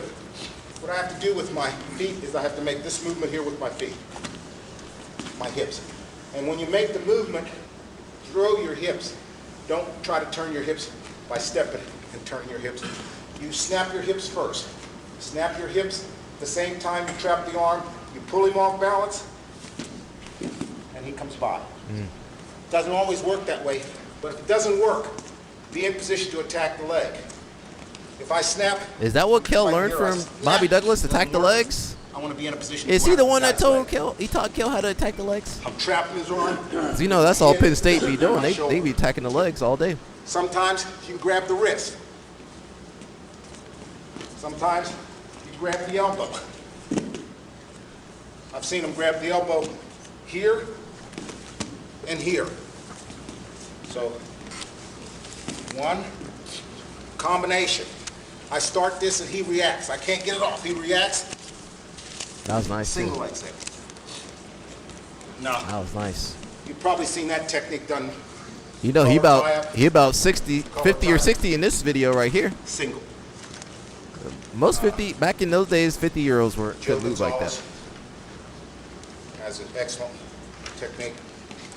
Shout out to Bobby Douglas, man. Again, is anybody still here? Who's still here? I got his autograph in here. Now it's not to me. I'll show it off again. I never noticed that. I have his book here. I never see you guys with books. I got more books than everybody. Not that I read them all. I didn't read this one yet, but I got his signature here. It's said to Ziggy. How did I get this book? That's Bobby D right there. That's a pen. That's his handwriting. That's his hand. That's real. That ain't printed on there. That's hand pen from a pen. That's awesome, bro. I don't want to hear nobody say I'm not a real fan. Most wrestlers can't read. I know jiu-jitsu people can't read. These motherfuckers can't read. They can't. They got ADHD. They can't read at all. But shout out to Bobby Douglas. We got a couple more videos to watch. And then I don't know how long we're going to stay on here. I've been kind of lazy lately, so I don't want to stay on too long. We got Brian Glick. You're a teacher. How do you know how much you're supposed to be teaching versus how much are you not supposed to be giving to your people? He got a new school. One good rule of thumb that we can usually follow is too much information is as bad as not enough. Sometimes what we're worried about is not giving enough information. And as a result, we end up giving too much, more than anybody can absorb. And I think that this is a challenge for people who are teaching, because when you're teaching, you want to be able to impart information clearly. You want to make sure that people understand, and it generally comes from a pretty good place. The issue is that you have to kind of acknowledge who you're talking to and what the audience is. I feel like Brian Glick needs to shave his head. Should he shave his head? Then you'll end up in a situation where should Brian Glick shave his hair? The right information to the wrong people, or you're giving the right information at the wrong time. Yeah, he need to shave that. And I think that if we're concerned, I'm sorry, you gotta shave that. Really I hate to say it, but you gotta shave that. Well, then we have to kind of take a look at who we're teaching. He got a triangle. If we're teaching white belts, we'll give a certain amount of information. If we're giving, he gotta shave that. He got a triangle. Giving another set of information. And you is that a peninsula? What's a peninsula? I feel like that's a peninsula. Point. So purple belts, you should be able to assume that they have white belt and blue belt understanding. Black belts, you should assume that they have the fundamentals and the rudiments of what's going on. But people who are earlier on in the stages, they may not fully understand what's happening. So you sometimes have to back it up. Whatever you're originally planning to do, you want to look to try to maybe take one step back. I think that's usually a good policy, is whatever you're planning to teach, whatever you're about to give to people, however many details, it's like that. It's like what they say before you go out, take one thing off. Can you give them context? Yeah, I'll give people context. Sometimes you need to give people context. You want to make sure you're giving people the right information. You want to make sure that you're not overdoing it. And then you need to give them a context. I'm a big believer in that, and I've always been taught that way. Mr. Denner's He's got an inlet. That's what it's called, I believe. Okay, so I think that those are some important things when it comes to teaching. Not everybody. He got an inlet. You need to cut his inlet off. Teach, even if you're not a teacher. And so you need to cut his inlet off, man. Principles in mind. This is a very easy one to remember. Is whatever you're planning to teach one thing less than that. However many details you're planning to give one detail less. You can always go back and add it, but a lot of times people are not ready for it, and they can only absorb so much. My first viral YouTube video with one of YouTube's biggest martial arts creators led to comments claiming that I wasn't a real jiu-jitsu purple belt. I'm about to fight one of BJJ's biggest haters since he's been talking so much smack about jiu-jitsu. And a local black belt even wanted to fight me over it. So let's find out. Do I deserve my purple belt, or should I just give it back? All these purple belts sound the same to me. They all sound annoying. I want to get Mush's opinion on all these guys. We need to back up to 2022 when I first started competing as a new blue belt at the age of 29. I lost a lot at first for three main reasons. The first was that I was a master's athlete competing in the adult division. Second, I didn't really consider myself an athlete for most of my life. And lastly, and most importantly, I just sucked at jiu-jitsu. But then I started winning more and more, especially in the Masters 1 division, where I won a bunch of big competitions and IBJJF rankings. I don't listen to this guy. Imagine a non-black belt in another martial art trying to do stuff like that. How do you know how much of your... I would hope they they would be like, you know what? My first viral. Let me just keep it in the drafts. That's what we say over here. He's probably on. Okay, I don't know what he's on. We're gonna skip him. Hi, my name's. Ooh, we got Stephen Kesting. I know some of you guys love him and some of you guys hate him. But let's listen. He said 27 red flags for BJJ clubs. Now, I would argue, why the hell are there 27 red? That's too many red flags. All you need is 1 or 2 red flags. That's it. 27 of them. Testing. I'm a jiu-jitsu black belt. I've been training in the martial arts for over 44 years at this point. So I think I've got a pretty wide base of experience. And what I'm doing today is running down the red flags. I feel like CP could wear that rash guard. And maybe quite a few of them apply to other martial arts. I feel like CP could pull off that rash guard. To you, now, not the mustache though. CP can't pull that mustache off. To the art, Patience. Start training in the art. Is that Korean? What'd you put on there? Cult dynamics, the things that keep I don't understand Korean. Write it in English. Manipulate people, and other things are just things that drive. Can somebody translate what he said? I feel that they're exploitative, and I'm sure you'll agree with some of them and disagree with some others. As New York City Mayor Ed Koch once said, "If you agree with me on 9 out of 12 issues, vote for me. If you agree with me on 12 out of 12 issues, get your head examined." So let's go through this list of red flags to start with, and then there's we're gonna listen few like orange maybe top flags, 10 or something, which are mostly rants about specific topics that aren't necessarily disqualifying, but would make me a little bit uneasy if I was going to be training at that school. Number 1 are clubs that don't allow any kind of cross training. That's old You school. train at this place, That's and old you're school. not allowed to train at other places. You're not allowed to go to open mats anywhere. You might not even be allowed to show your techniques or trade techniques with friends that train at other clubs. This brings me to related point number 2, which is anything. I thought somebody was whether ringing it's the a ban doorbell, on cross-training separating you from or friends and anything family. else, That's a cult. attempt to separate That's what you AOJ from does. Friends and your family. This isolation, this making That's what people AOJ does. sever their social connection. And they make you date focus in inside on the gym. cult That's is a AOJ. classic cult manipulation tactic, because it increases the cost of leaving the cult. If you've joined the Hare Krishnas, and the Hare Krishnas make you reject, make you cast out members of your family that aren't Hare Krishnas, then when you come to think about leaving the Hare Krishnas, We're just gonna listen to a it's couple of them. burned earth strategy. There's nothing left for you because you've severed all these connections, making it extremely hard for you to leave. So beware of jiu-jitsu clubs that do that as well. Number 3 are clubs that don't allow trial classes. I'm Looking starting to see around, that more you often. should be able to try out a class. Now, this is controversial because friends of mine do not allow trial classes, and they have some pretty good reasons for this. They argue that it brings people in who could injure their own students, and some of them just get driven insane by the fact that there are people in a sufficiently large urban center who just go around from free class to free class to free class to open mat to drop in to free class, and essentially freeload off the system. I understand their frustration, but at the same time, I don't think I would ever train at a place sight unseen if I didn't know a whole lot about it to start. So this train before you sign up is extremely important to me, and you better have some very good reasons for violating that rule yourself. Maybe you've talked extensively to the people that train there. Maybe you already know a bunch of the people who train there or the instructor. Then maybe, but in general, no free trial for me is an automatic pass. Related to that are other tactics like not allowing you to talk to the students who are actually training there. That sounds extreme, but I have seen it done. In addition, some clubs won't even allow you to watch classes. Oh, a God, class. no. If you can't do a free trial class, okay, that's Does one AOJ thing. allow trial but at the very classes? least, you should be able to watch a class. I don't make think you can sure do a that trial the class at teaching AOJ. methods are effective, to make sure that the students seem to be respected, that the instructor isn't insane, and that people are taken seriously. And you, especially if you've been around the martial arts a little bit, will be able to pick up on this just by watching a class. So if you can't watch a class before you sign on the line that is dotted, just hit that eject button and get the hell out of Dodge.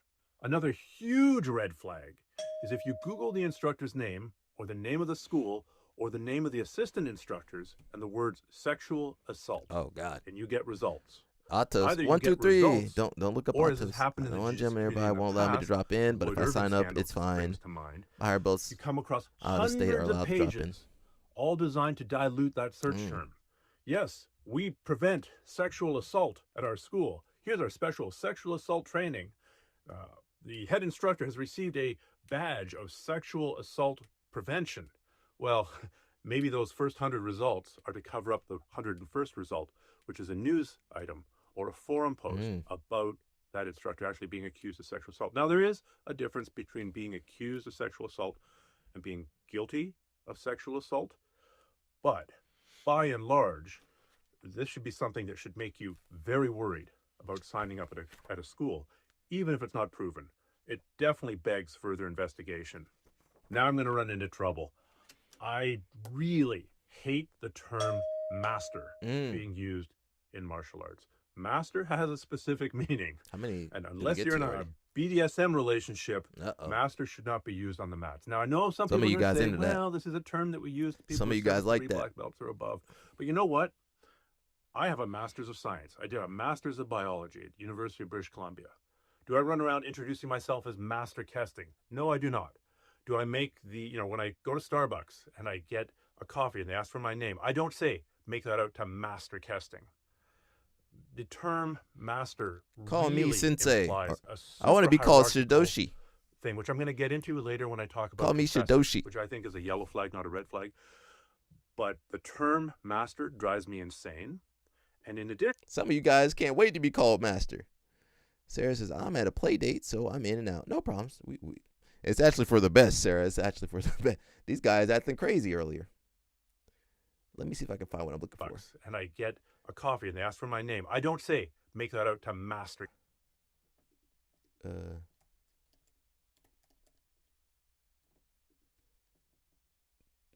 Call me Shidoshi. Shidoshi, I feel like I've lost part of my family. Shidoshi. That's why I want to be called. Call me Shidoshi. Now, I don't know what that means in Japanese. Shingo and I were close friends. Brothers. Shidoshi. It says he represents the Tanaka clan. You don't look like you Tanaka. Don't look like Tanaka. Don't look He like says Tanaka. Senzo Tanaka is his Shidoshi.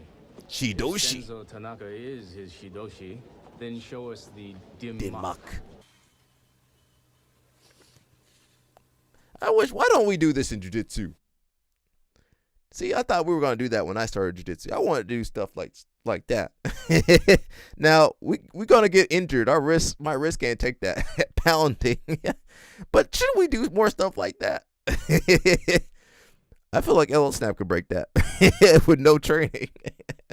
LL Snap could break that with no training.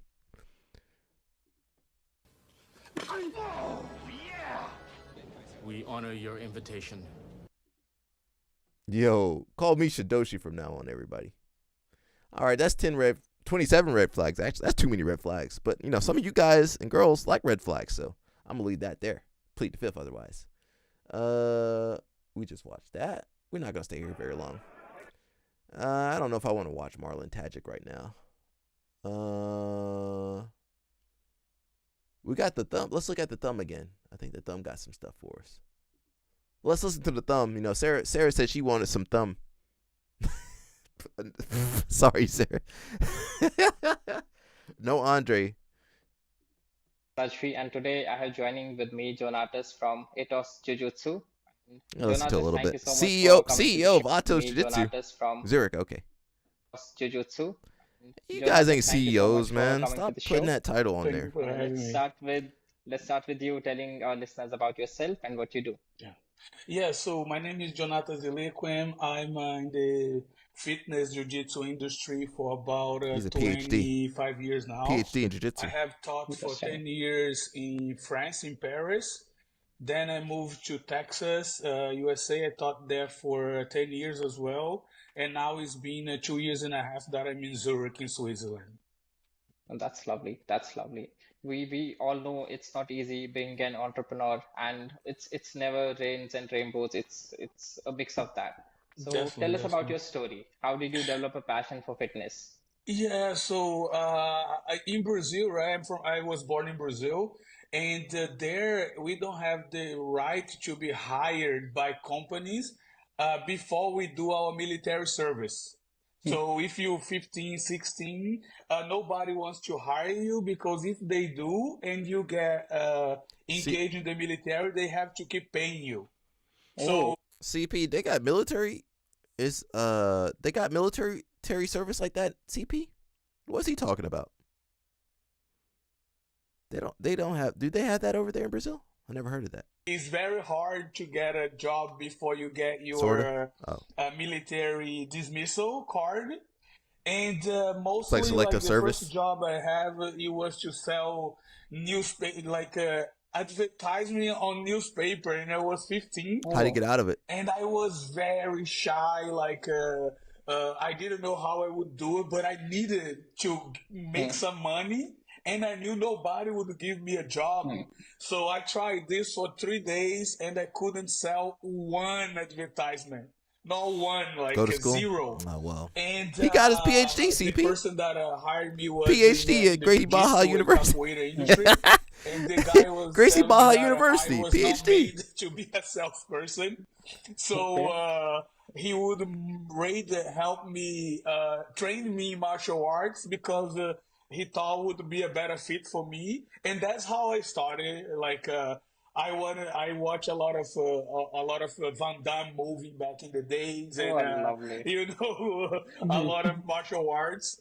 And I was not convinced by the person, because every time I try the moves I watch on the TV, I got beat up in the streets. So he was Dr. like Ratos. not convincing, but I listened to that person when I was 15, and that's how I started. And you have really come a long way from there. Yes. And We're talking just gonna about listen to a little gambling, bit. it's everyone's favorite. It's all of us have seen that.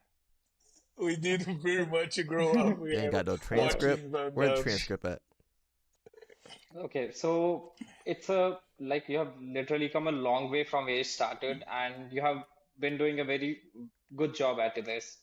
So can you tell me about, so what was your inspiration? So this is when you started, but what inspired you? Or was it Van Damme?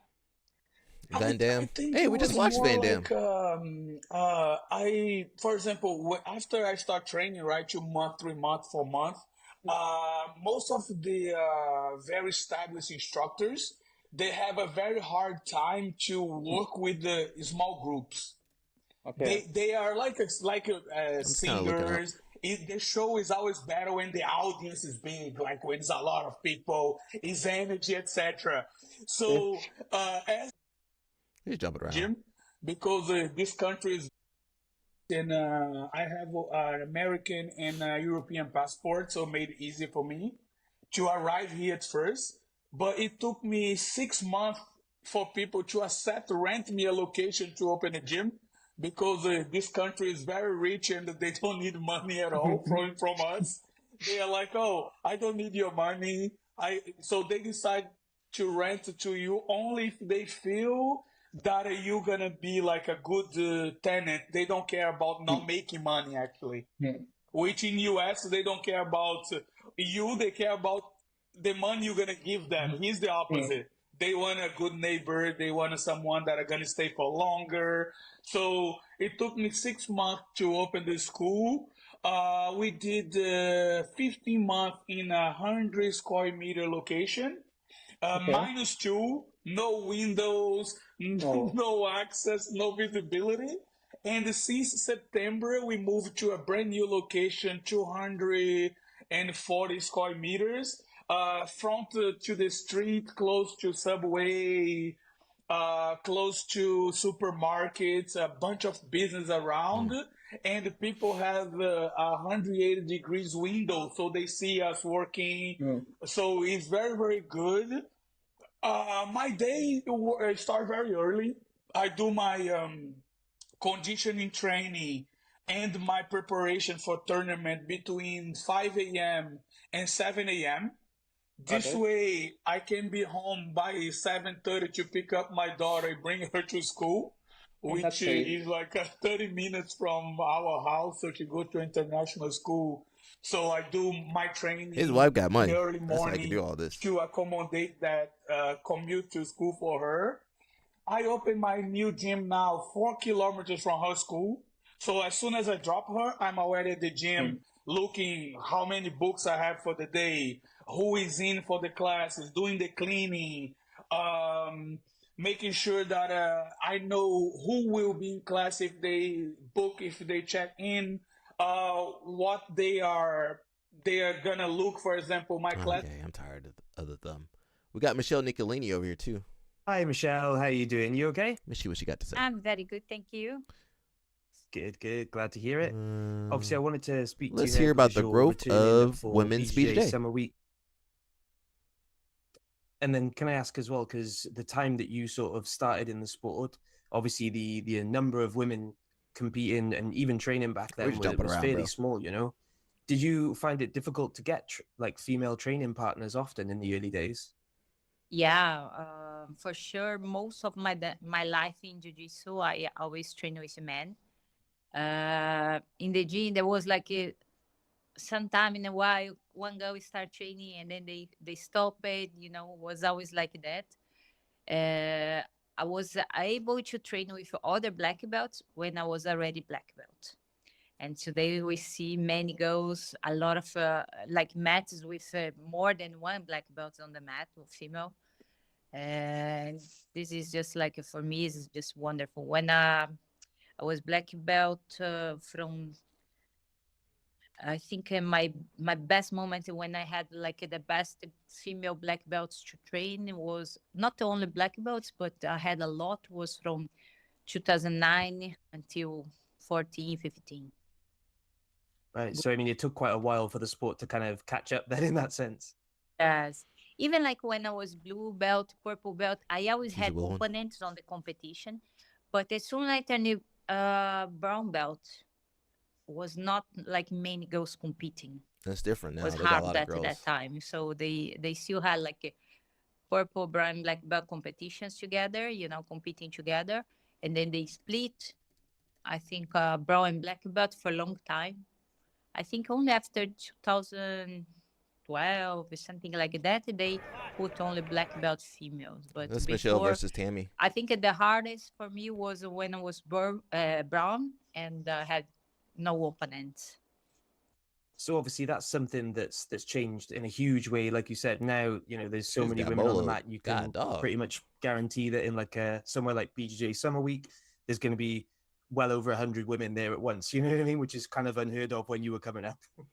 Yeah, it's amazing. You know, I remember when I started to. Did anybody remember that Tammy match where she got her arm broken? Summer Week, to BJJ Summer Week, I was the only female instructor. Did Chopper go to Masters?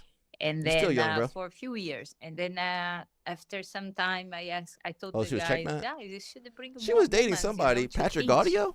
And Somebody then like they that. said, "Oh, we thought you would be angry or something." No, please bring the girls. And now we have maybe half of the team of the professors.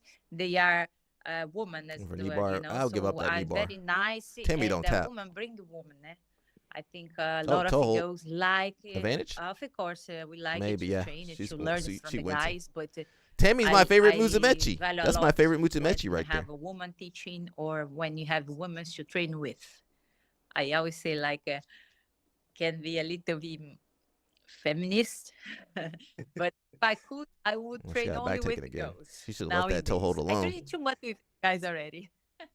Knee bar. No, Okay, that's fair advantage. enough. It's fair enough. And how long have you been doing BJJ Summer Week now then? Because it must be quite a while, I think. Quite a while. I think this gonna be my 8th or 9th edition. Tammy was good, man. 8th Tammy was edition, good. maybe. Who broke Wow. Tammy's And arm?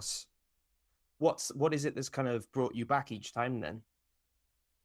I just didn't come. These when women it that was comes the COVID be for real time. tougher than most of us And I men. think, I've literally the seen a first girl's arm two hyperextend editions, backwards. I also didn't come. And sometimes it What does break. bring me back is the good vibes in this camp. You know, I say like I'm since the beginning I made the friends Damn, that Tammy was sometimes all I over her only that see them tournament.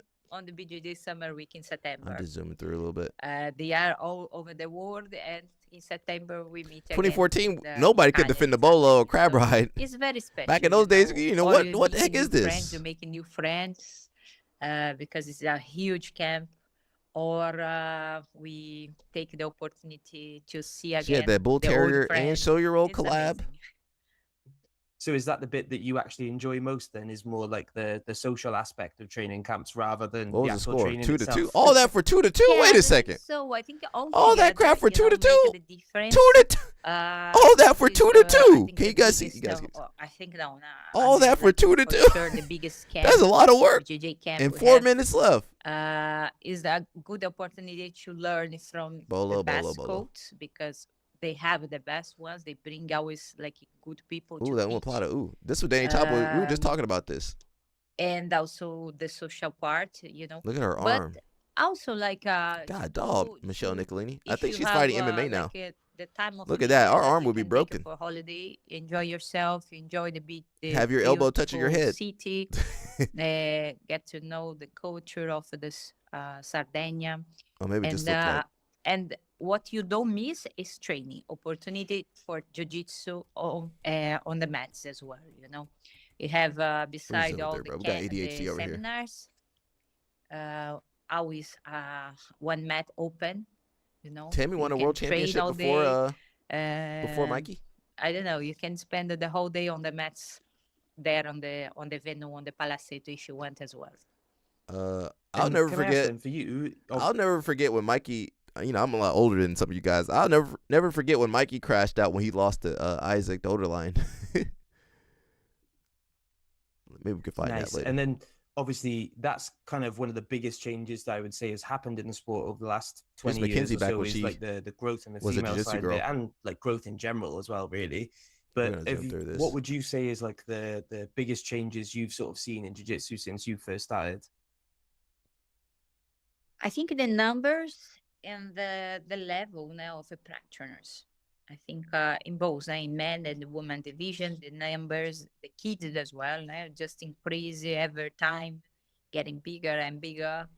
And not only, and Yo, they were I fighting think back then. nowadays, the level is just getting better, you know.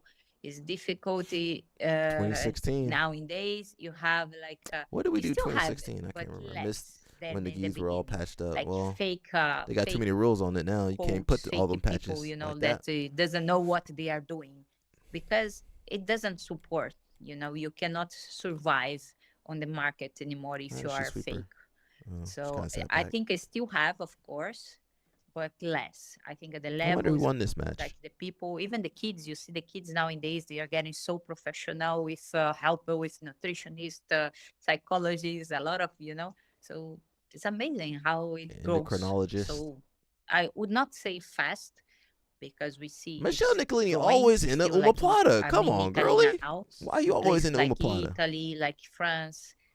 You can't let like, Mackenzie get you in Europe nothing in like that. She's gonna general. twist your shoulder off. We still going there, getting there, but Her arm's out, but the numbers just Jesus. crazy in all the levels, all the God, categories. dog. Yeah. Michelle, everybody else's shoulder would have been gone. My shoulder would have been gone. Ah, my arm. Shoulder would have been gone. I would have been done for. We all would have been tapped right there. Considering to join We or would have not been the tapped. BJJ Oh, Summer she Week did in tap her. Sardinia, every year in September. Make your holidays for that time. We got to get Michelle Nicolini 100% winning though. sure you're not gonna regret. You have a jiu-jitsu, you have open mat, you have beat fun, Kara Gracie? you have a beach, beautiful beach, you have 2011. a sit I'm tour, old. I'm old. a lot of things to do. So take your time, take your holidays. You remember when Kara Gracie was like the and hottest? let's Sorry, meet there. respectfully, she was the hottest jiu-jitsu girl back in the day. Awesome. Well, thank you very We much didn't for have taking the time Mackenzie to speak to in me, Michelle, 2011. and have a lovely evening as well. All right. Yes, thank you so much. We didn't have Bye. Mackenzie in 2011. Thank you. Take care. Budo videos. That's all we had back in the day. Budo videos. Well, we had on the mat too. Was there anything else we cared about? Get rid of the thumb. We watched Judo. We watched. I don't want to watch anymore. I think I'm done. I'm tired. I've been taking a little break this week, so I'm not pushing too hard. What did Craig say? Yesterday, I said I'd host a CJI the same day as ADCC in Poland this year. I was a bit upset. That's obviously a joke. I'm not going to Poland.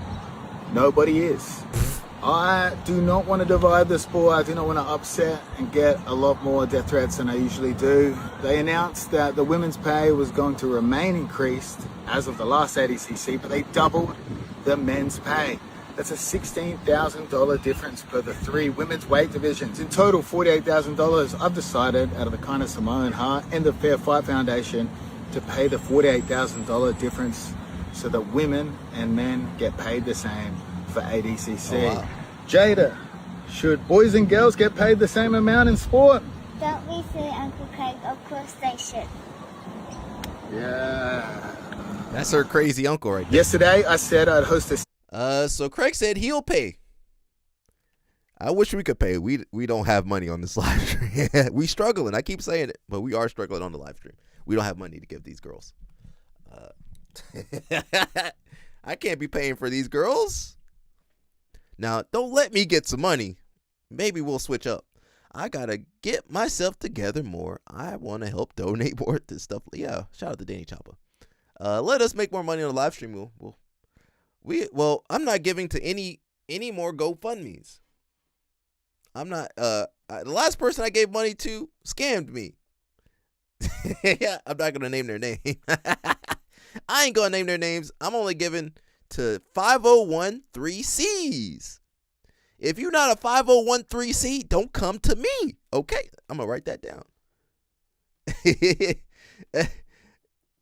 I'm writing that down. That needs to be a t-shirt.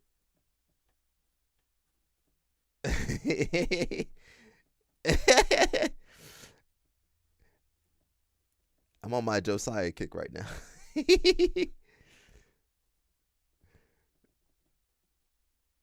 You know, I gotta take my notes so I don't forget. Craig about to have me work at the soup kitchen. I believe the girls should get paid as much as the guys. No doubt about that. I don't know what's wrong with ADCC.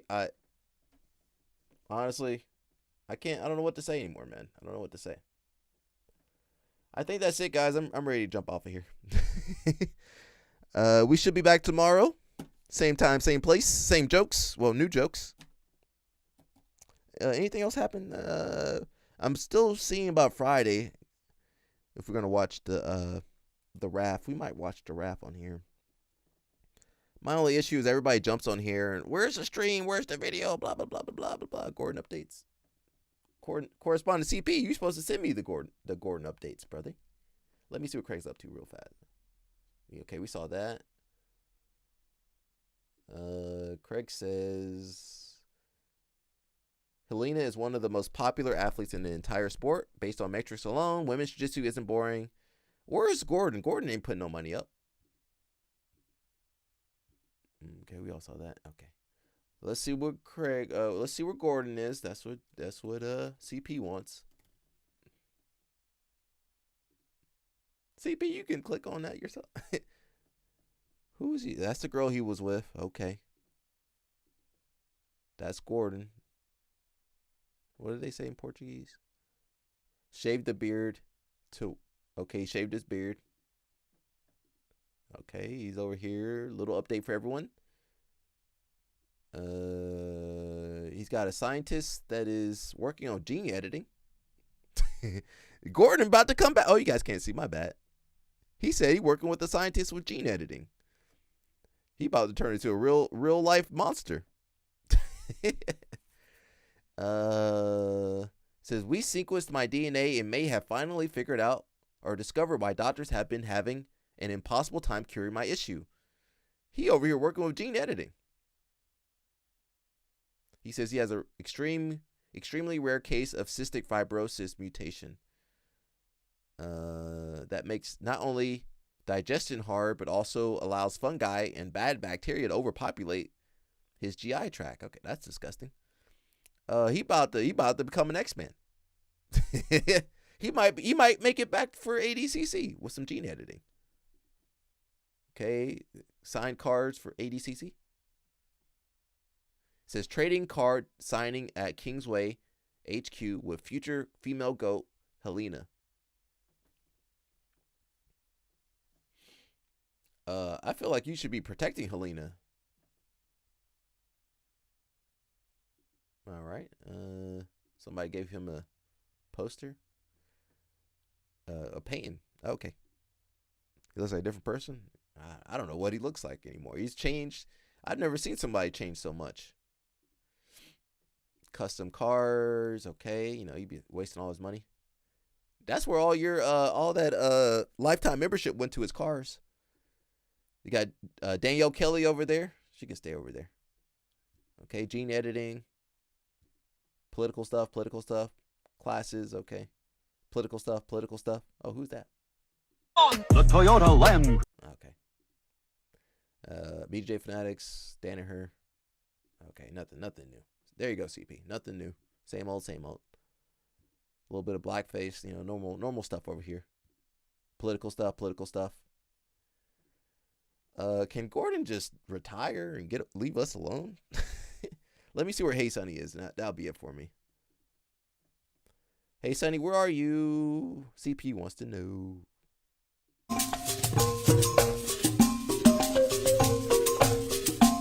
She in the jungle. Go to jail. Just go to jail. She doing everything but go to jail. Take your ass to jail. I'm tired of her. I'm tired of her jet setting and traveling. Go to jail.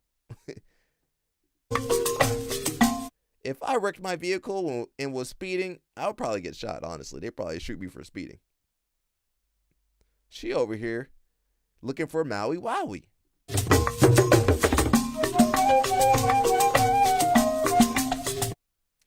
All right, she ain't up to nothing good. She is looking in good shape, though. Respectfully. Okay, that's my cue to get off of here. Okay, wait, she made it to her destination. Is that waterfall? What is that? Something on the water? Okay, that's where Sonny is. Oh, wait.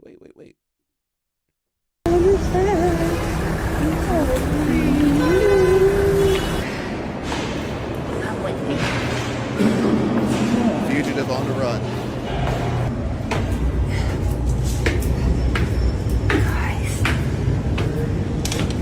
Stop it!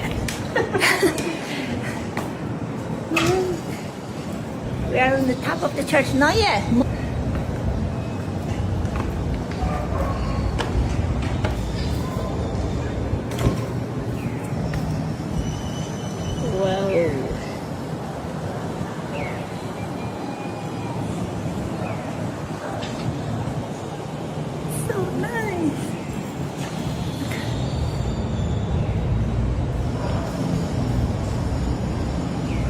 We are on the top of the church. São Francisco de Assis in Portuguese. It's the same scent from my school in Brazil. Okay, we done. She need to go to jail. All I know is I would have been in jail. I would have stayed in jail when they arrested her back in November, October, whatever it was. She need to go to jail.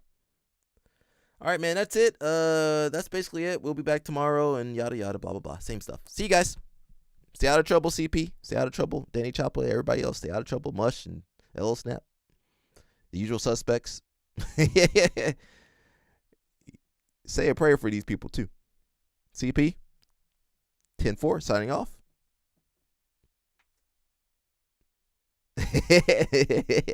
CP be putting that ninja. CP a ninja.